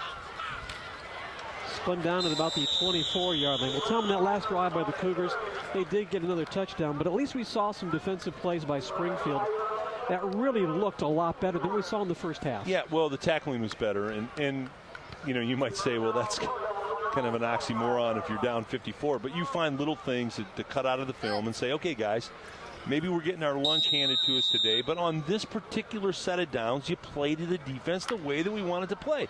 Now do that 10 times in a row. That's how you build on things, and that's how coaches work. They start their own 25-yard line. Really spreading the offense out.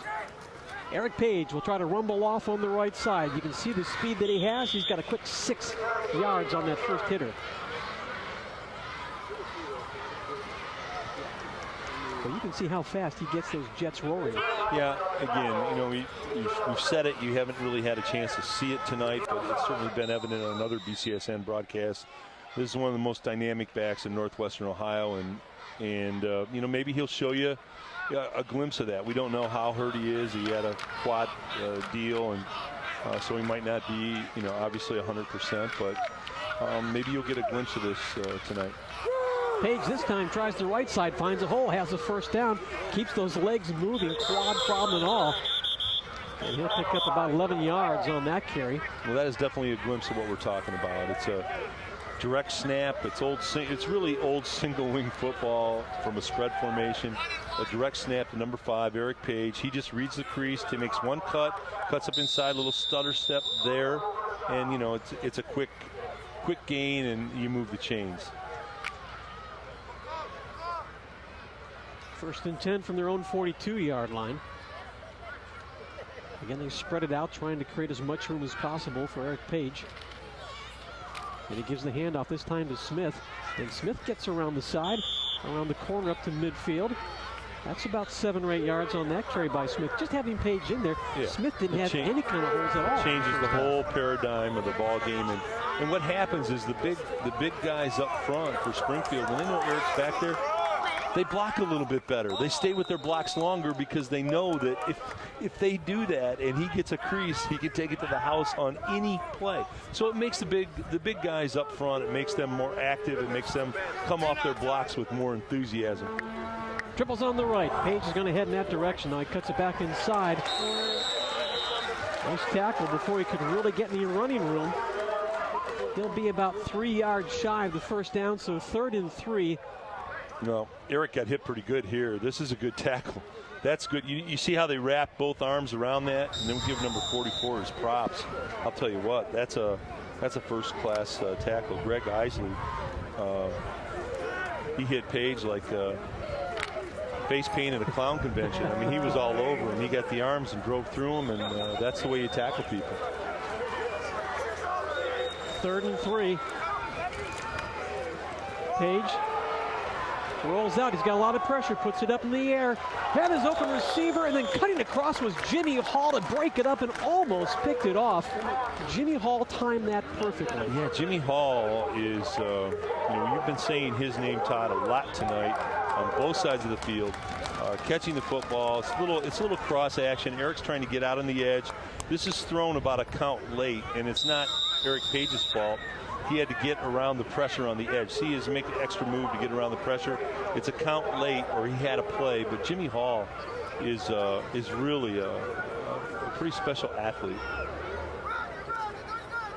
The Cougars will get the ball back near their own 20.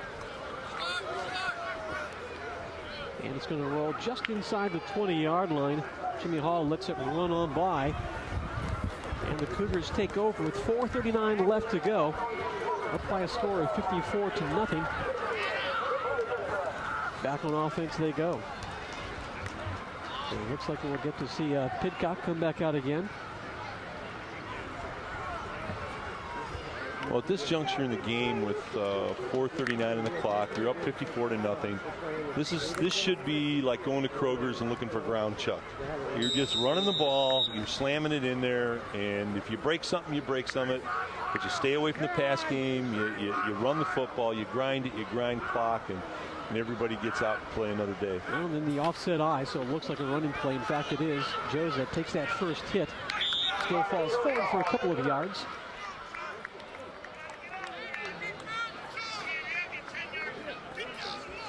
Second down and about 8 yards to go. May checks back in. You see Pidcock looking to the sidelines for the play. You know, a lot of people will say, well, if we had Eric in the first half and it would be different. And, that's as good as he is, that's a heck of a stretch when you look at the Southview team. They're so talented. On both sides of the ball. Yeah, I think that, that would be a stretch.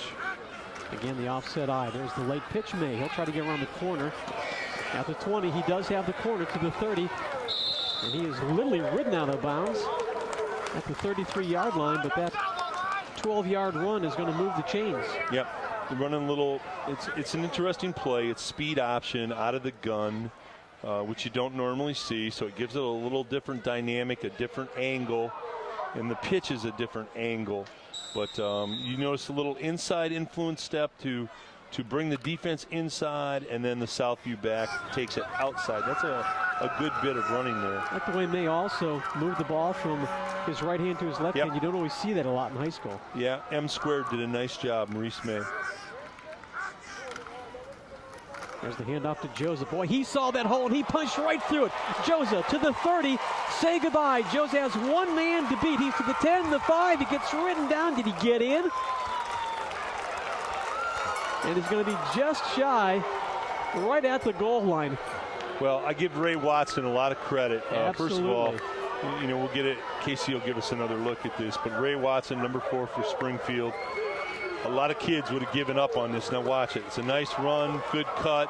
You're into the second level. He's taking it to the house. He's going. Now watch Ray Watson, number 4. Watson, number 4. He doesn't give up, doesn't give up, doesn't give up.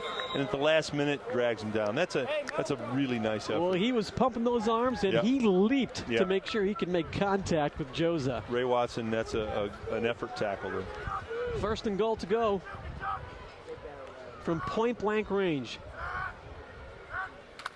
Pidcock, that's a bad snap. The ball is loose. I think Joseph fell on it. They'll maintain possession, but they'll lose a yard on that. I'll make it second down and goal to go. Joseph showed some wheels there. He got into the crease, and that was a bots from the get-go. When the snap, one thing the quarterback needs to know on that, when it's not there, you don't give it. If it's at all in doubt, you keep it, you take it up into the hole. Timeout with 2:53 to go in the third. 54-0, and the Cougars knocking on the door once more.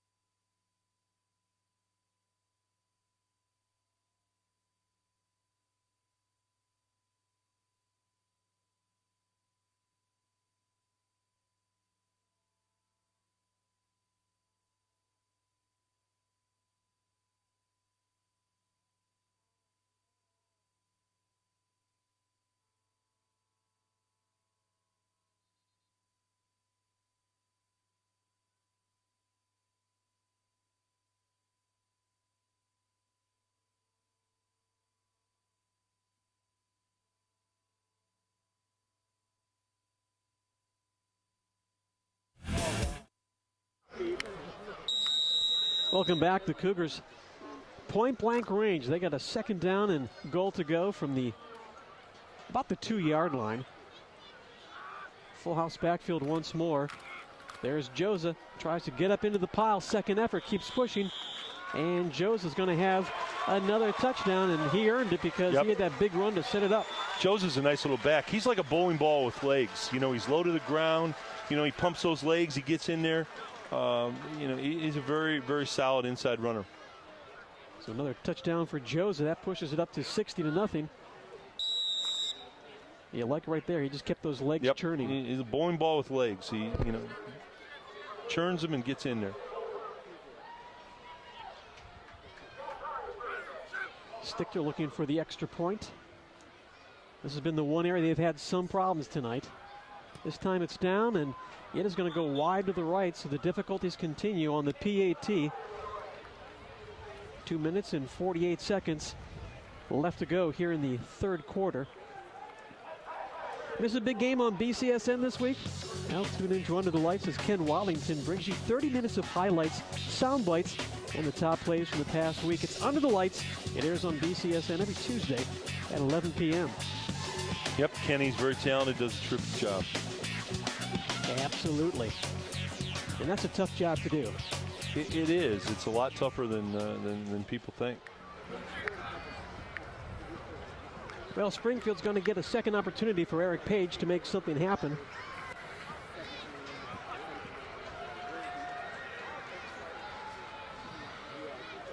And looks like Page will be one of the deep men.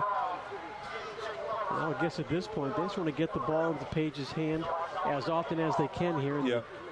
I don't know really at this point in time what you really learn from this juncture on, Todd. I think that on both sides, I think at this point you play your kids, the kids that aren't starters on both sides, and kids that haven't had opportunities to play, and give them some reps and give them some game experience on both sides. And I mean, this is certainly with 2:48 left and 60 to zip. It's you play the kids and you get the starters out on both sides. I mean, to me,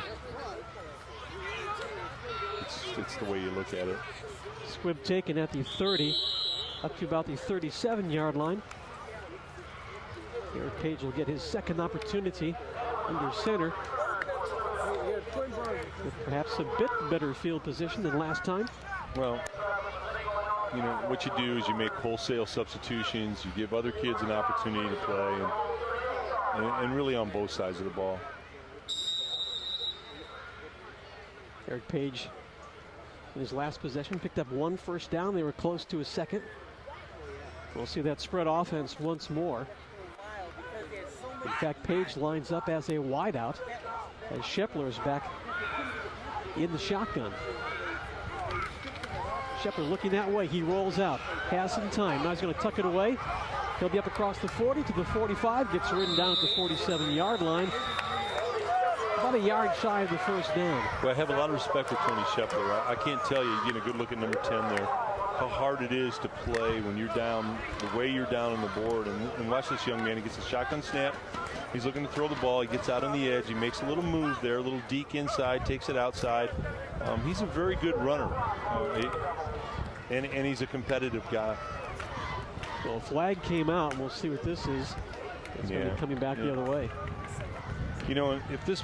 Normally the way this goes at this juncture in the game, they're calling an illegal block. Hopefully, if it wasn't at the point of attack, you normally kind of at this juncture you kind of turn aside and you let the clock keep running. Yeah, and you let them move the ball a little bit. And if it's at the point of attack and it created an unfair advantage, then fine, you call it. But you use a little discretion. I'm assuming it was at the point of attack. So instead of being up near the midfield stripe, they're all the way back inside the 25-yard line. Looking at a 1st and 25. And Page is back at the shotgun. Shepler now split out on the right side. Triple spread on the left. Page ran into traffic inside. Now he's going to go outside. No room there. They contained him beautifully. He gets to the 27-yard line. Well, Sylvania Southview has a very good defense. That's obvious.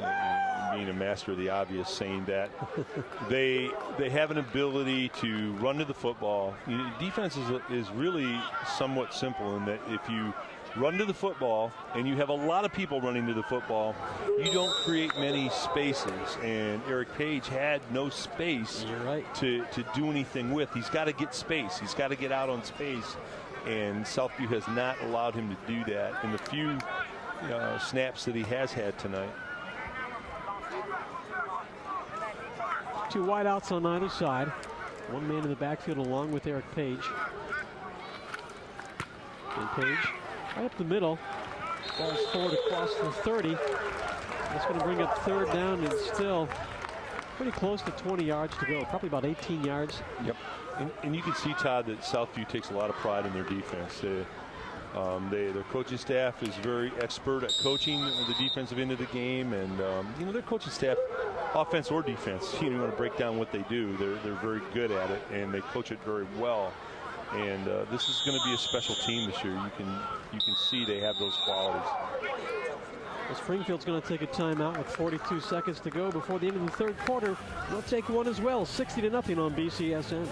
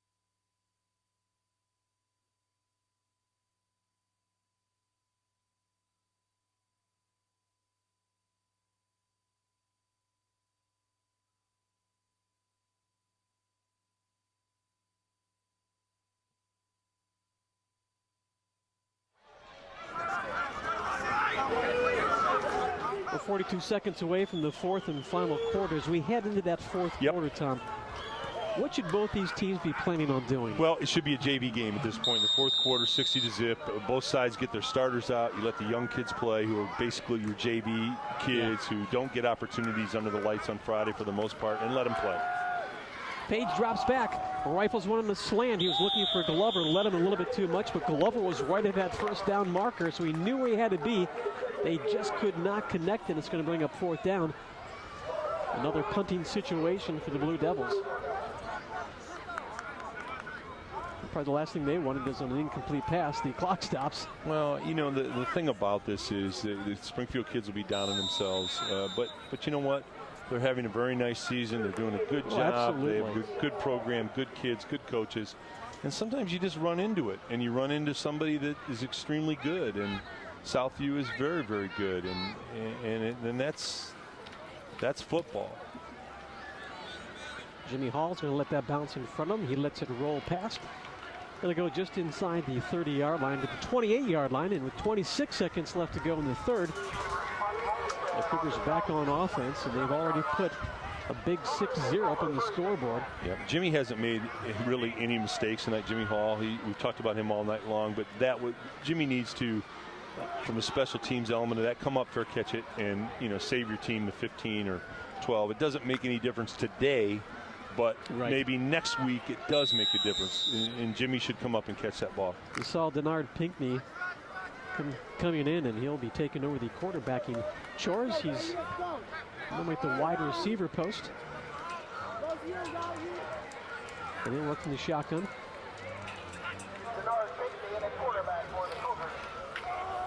Gives the handoff very quickly, and no running room there. The defense had that one stopped before it ever had a chance to develop. And that handoff was to Bowers. He'll lose some yards, and that should be the final play of the third quarter. And it has been a monumental first three quarters for the Cougars. Again, they came in undefeated today. They're the reigning NLL champs, and they're making a statement in the early portion of this year. They want to be the NLL champs one more time this year. There's Denard Pinckney, who took over at quarterback. Third quarter comes to an end. It is 60-0. The Cougars on top of the Blue Devils.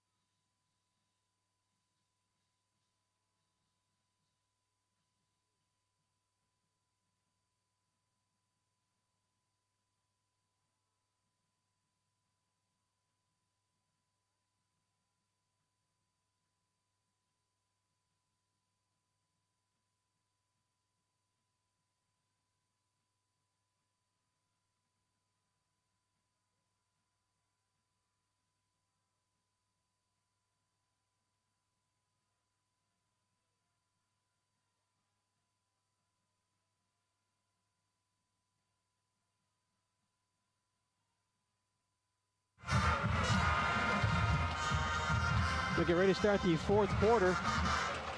And Denard Pinckney has come in to take over the quarterbacking chores for the Cougars. And as you said, a lot of changes in the lineup. Yep. Bowers had a chance to carry the ball. Looks like Sean Brady has come in to see his first action at a wideout spot. 2nd and 16. They get right back to Bowers. Tries to make the corner, makes a juke move, then he got away from the tackler, but he was wrapped up very quickly before he could hit the 30.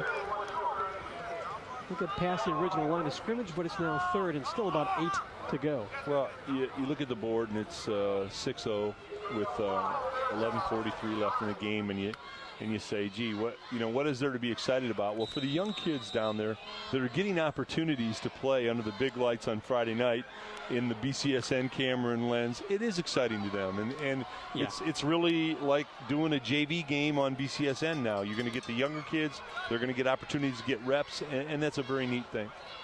Rhodes and Brady are the two wideouts on this 3rd and 9. One man in the backfield with Pinckney.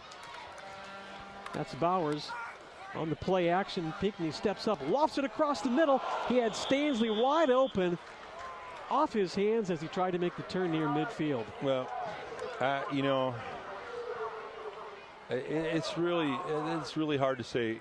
Coach Mazey does such a fantastic job, and what a wonderful program. But you just don't do that. You're up 60-0, and you don't throw the football at this point. It's kind of an unwritten rule that you just don't do it. And people say, well, that's how we play. But you have to realize there are other kids on the other sideline that are 16, 17-year-old kids, and they're being hammered pretty good, and you just don't do it. It's just something that is inappropriate. Stanley will punt it away for the Cougars. There's no one back to receive. It's going to roll all the way inside the 25, almost to the 20-yard line with 10:57 to go in this contest. The Blue Devils will go back on offense. And this game is over, Tom. Yep. What on earth can you say? I mean, how do you take the sting out of this? Well, I don't think you do. For Springfield, this is going to be a hangover game. It's going to be one that will carry over for a while. Get a good look at Coach Mazey's, and he's still intense, and that's why he's a great coach. He's still fired up and wants his kids to be successful. But for Springfield, this is going to be a tough thing to overcome. I mean, it really, you get into a game like that, and it stays with you for a while. As a coach in this situation, I quite honestly wouldn't even show them the tape. I'd say, let's put this tape in the trash can. Nobody's going to learn. I don't know what you would learn from watching this tape. Truly. I don't know. We've watched it up here, and I don't know what you could learn from it. I just put it in the trash can. I'd say we're a much better team than this. We're a good program. We've had a very good season up to this point. This is a bad night. Let's walk away from it. Let's forget it. Let's start fresh tomorrow, and let's get this thing going and finish out with a winning season, do a great job, and that's how you look at it. I wouldn't even, I'd say, put the tape in the trash in the dumpster and let's start anew tomorrow. Well, if you're a Blue Devil, you're going to react one of two ways. Either you're going to be down, and carry over to next week, or you're going to get angry. Well, and you're going to play all fired up next week. Todd, that's a very good response to that. Well, that's where coaches are looking for competitors. Again, it's back to my original point of I want to see who competed tonight. I mean, I would look at it myself as a coach. I don't necessarily show it to the kids. And we'll continue that thought in just a moment. 10:44 remains. We'll take a timeout. 60-0. You're watching football Friday night on BCSN.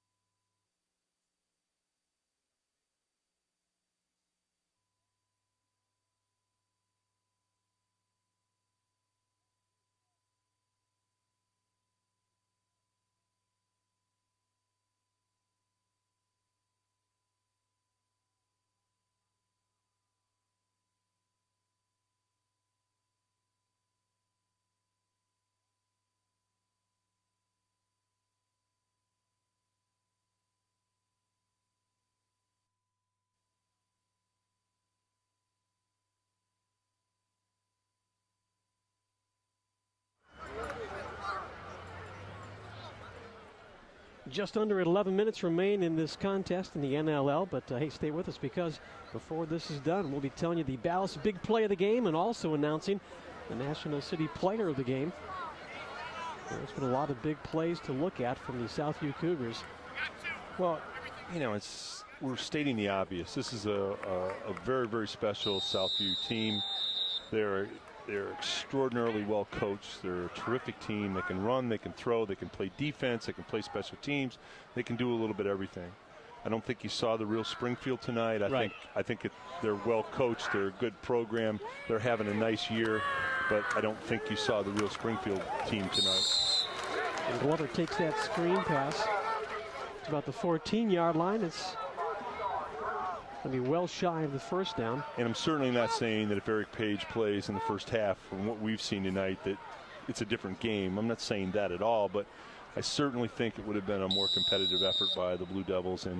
And we certainly know that if Eric gets X amount of touches, he breaks a couple here and a couple there. That's kind of been a mathematical equation in high school football that's been pretty true to form. So, but this is a special Southview team, and absolutely, and an improving Springfield program, and they just got caught with a haymaker tonight and couldn't get up off the canvas. I mean, quite honestly, it was an early haymaker and kind of counted out in the first quarter, and it is what it is. I mean, you can't, say it, I think, any other way. Springfield takes a timeout, so stay with us. We've got 9:38 left to go on BCSN.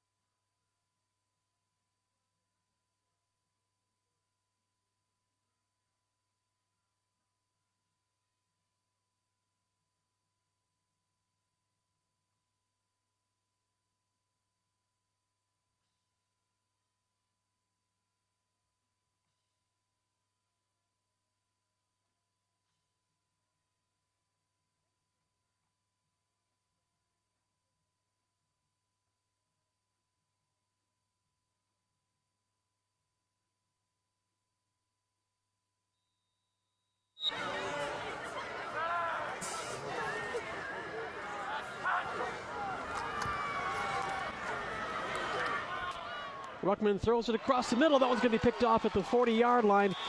And right there is Eric Page to bring him down after the interception was made. Another turnover, and again, good field position by the Cougars as they go back on offense. Well, and Todd, I get why Springfield is throwing the football, but at this juncture, in this game, at this time, again, I'm both sides. I'm going ground chuck. Let's just, hamburger this thing out. Let's just run the ball. Let's move the clock. Let's just get everybody out of here. But Yeah. I mean, I don't see the point either way. You just run the ball both sides, give the JVs some experience, and they got to play under the lights in a great facility here on BCSN, and everybody goes home. Cougars start the 42-yard line of Springfield. Rhodes and Brady once again are the wideouts. Fakes the inside handoff. Pinckney's going to keep it. They'll go around the side, and he's got a first down. He's got blockers. He gets flattened at the 20-yard line with a huge pickup by Pinckney. He paid the price for it though at the other end. That's a big-time hit. Let's give him some props. Number 2 for Springfield. Oh, man. Wow, Jarius Pam, I want to tell you what. That is a great hit. That is a big-time hit. Jarius Pam, the junior. It is a first down, though, for the Cougars. And we're talking about the defense of the Cougars. No shame. I mean, they have done this all season long. Only 6 points given up to Rossford. Anthony Wayne got 17, but only 12 for Start, only 8 for Rogers. Bowser got shut out as well. They've just been playing terrific defense. Yeah, they're all comers. It's the backbone of their program. It really is. Pinckney with a nice move, but he's not going to get a whole lot of yardage after he got free initially. And big 5'5", we need to give him some props. He's been kind of active tonight. John Jericho, give him credit. There's big 5'5". His helmet popped off. He lost his lid a couple times tonight. 5'11", 217. He's like a Coke machine with a head. He's been hitting all kinds of people in there. He's a tough young man. And let's give old 5'5" some double nickels. Let's give him some props. Absolutely. He's a tough kid. 2nd and 11. The clock's going to roll down to under 8 minutes remaining. From the shotgun is Pinckney. He's been QBing since early in the 3rd quarter. High snap, flags come out. And it's going to go back 5 more yards against the Cougars. Well, and there's another thing that you also do, and we talked about this at halftime with the officials. You can go to the stripers and say, let's just run the clock. If both sides agree, we got a 60-zip game, let's just run the clock. Don't stop the clock at this juncture. Just run the gosh darn thing and let's go. And that's maybe something that, you should look at. That's going to make it now 2nd and 17. And again, we see some new numbers coming in, as you were talking about. Lots of the secondary players getting a chance. Bernard Pinckney again from the shotgun. 2 seconds left on the clock. And they'll get a delay of game call, as he didn't get that off in time, so they'll move back 5 more yards. Well, that's a smart move on Pinckney. He's doing a good job there. He's waiting to run the clock down. They're grinding clock. That's very good. I still think the stripers at this point, could go to both sidelines with 7-17. It's 60-0. Hey, we're not doing any auditions anymore at this point. The results are in, the play's over. Yeah. It was a success for Southview. Back to the books for Springfield. Run the clock and let's get everybody out of here alive. 2nd and 22. One man in the backfield, I believe, is Bowers, along with Pinckney. 2 receivers on the short side of the field. Pinckney pitches to Bowers. On the end around, he gets hit and driven out at the 25-yard line, and that was, once again, Jarius Pam on the hit. He's getting those shoulder pads some use here. Hey, there's nothing sticking to Pam but shoulder pads. Old Pammer comes in there. Here he is, squares up number 2. All right, Pammer's our man. He's squaring up on people and he's hitting them. Nothing bad sticks to old Pammer. He's getting something done. I like that. That brings up 3rd down. And again, the Cougars letting the clock wind down. They've got under 10 seconds to get this play off. Down to 4. And he just does get it off with 1 second to go. Bowers strings that out, now tries to shift back inside. He's gang tackled after a big loss. You want to bring up 4th down. Good pursuit that time by the Spring Devils. That's the way the coaches are going to say. That's another play they could cut out of this tape and say, okay, guys, you ran to the ball, you pursued, you put it. They talk about putting hats on the ball, helmets on the ball. They had 4 or 5 Blue Devils down the line, pursued, tough, hard-nosed football. Hey, guys, you can do that. Now let's do that 7 times in a row. That's how you talk. That's how you build, for the next week and the next week after that. All right, 4th down and 17. Again, that clock winding down to under 5 seconds on the play clock. And he just does get it off again with 1 second left. Pinckney tucks it away, heads for the sidelines, now goes back inside. He's brought down at the 20-yard line. And the Blue Devils get it as the Cougars turn it over on downs with 5:13 to go. Football isn't a death sentence. There's always another week. Yeah, you're right. Sometimes people get down, the kids get down, and coaches can't ever get down, but it's not a death sentence. Ohio State went out on the West Coast, and they had their lunch handed to them, and everybody was down on the Buckeyes, and now Southern Cal lost, and suddenly people are saying, hey, we run the table, we could be back. And that's how football is. You're up one week, you're down the next, and, it's a learning experience. and Springfield can come back next week, have a great game, win, and the kids will all be pumped up and saying, hey, we'll win the rest of them. That's just the way football is. It isn't the death of a salesman. I mean, you know, it's a play that, you know, can usually have a good inning to it. And again, already this season, they've matched their win total for last year. Absolutely. And they have a great staff. Dave Conley's done a wonderful job. They have a good staff there. They have good kids. They just ran into a haymaker tonight. They got tagged in the first quarter. They didn't have their go-to guy. And let's be candid about it, they ran into a football team that this is a terrific football team. They've got all the weapons. They can run, they can throw, they can play defense, and they're special. So, I mean, it's getting to look at Coach Conley there, and, you know, I've been on the other end of that, and it doesn't feel good. Food doesn't taste good. You don't like your family dog. You don't eat so well. But he'll be better next week. And on the misdirection, keeping it the other way, picking up a couple yards. Clock's now going to wind down under 4 minutes in this football game. Meanwhile, for the Cougars, they got to feel really good about this game, and they know it. They head into next week. Yep. Always a big game for them as they play crosstown rivals Sylvania Northview. Well, that's kind of their Ohio State-Michigan game. I mean, for both schools, it's as good as it gets. It's a great rivalry. It's St. John's, St. Francis. It's, you know, it's that kind of rivalry, and we're privileged to be able to be right back here and do it, and we're really looking forward to it. Third down play for Ruckman and company. Ruckman's going to keep it.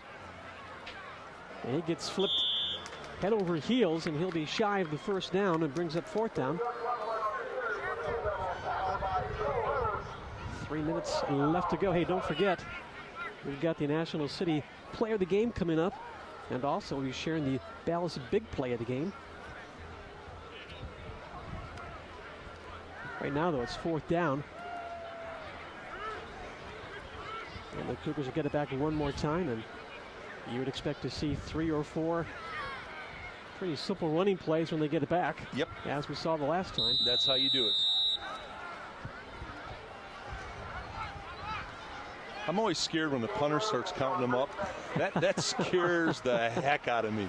The minute I see the punter starting to count, I get real concerned about that.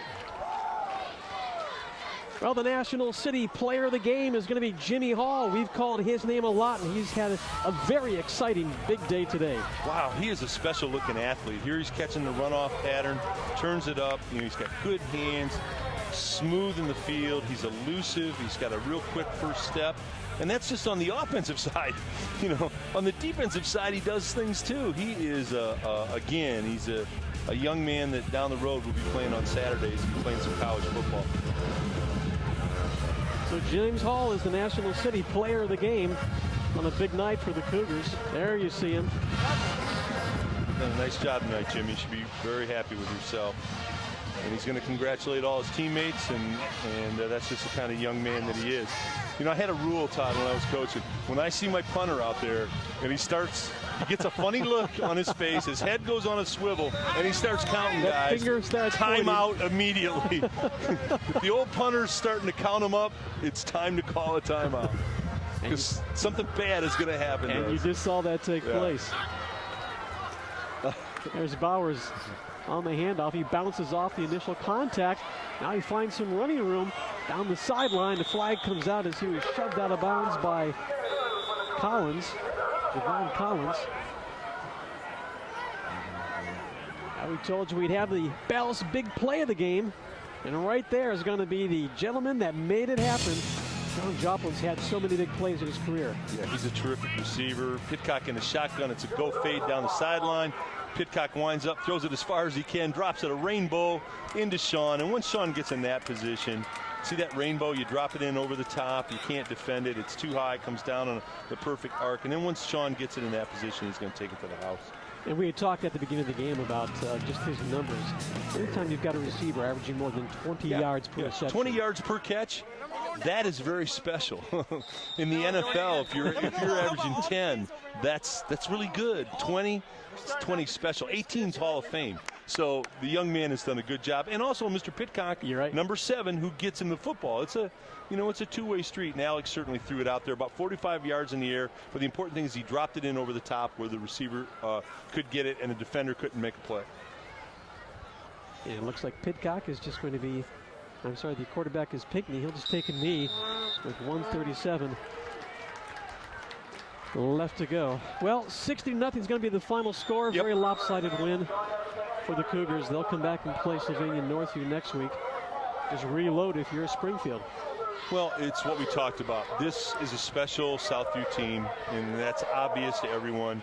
In Springfield, they walked into a haymaker in the beginning of the first quarter, couldn't get off the canvas, but that's the great thing about coaching and teaching young kids. Next week, Friday, is a different deal, and they win a game, and then from there on, everybody's happy, and away we go. So they'll forget this one and come back, and they're having a nice season. They just ran into a very special team tonight. And part of the reason that the Cougars are so successful offensively, we talked about their defense a lot tonight, but they're so successful offensively because there are so many weapons. Yeah. When you look at the box score tomorrow, you're going to see a lot of different names with TDs. There's a lot of guys can hurt you. Yeah, well, credit Coach Mazies and his fine staff because they've created an offense where they have multiple weapons, and that's by design because they know when you get in the playoffs, and this team is going to the playoffs, they can take one guy away. Yeah. But when you look at this club, who are you going to take away? You're going to take Pitcock away. You're going to take Hall away. You're going to take Joplin away. I mean, when you start looking at it, it becomes very difficult to defend them. And the final seconds winding down. So for the Cougars of Sylvania Southview, they now go to 6-0 on the season as they look to once again follow down that path of last year and win the MLL Conference Championship. Well, next week we're privileged to come back here and see a great rivalry game, Northview, Southview. It's Michigan-Ohio State and Sylvania, basically is what it is. Yeah, and exactly right. We're privileged to see it. I'm looking forward to it. It's going to be fun. I understand why people in Sylvania are so excited. This is the first time I've gotten a chance, and we've gotten a chance to see, Todd, this special Southview team, and they are special. They're well coached. They play great defense.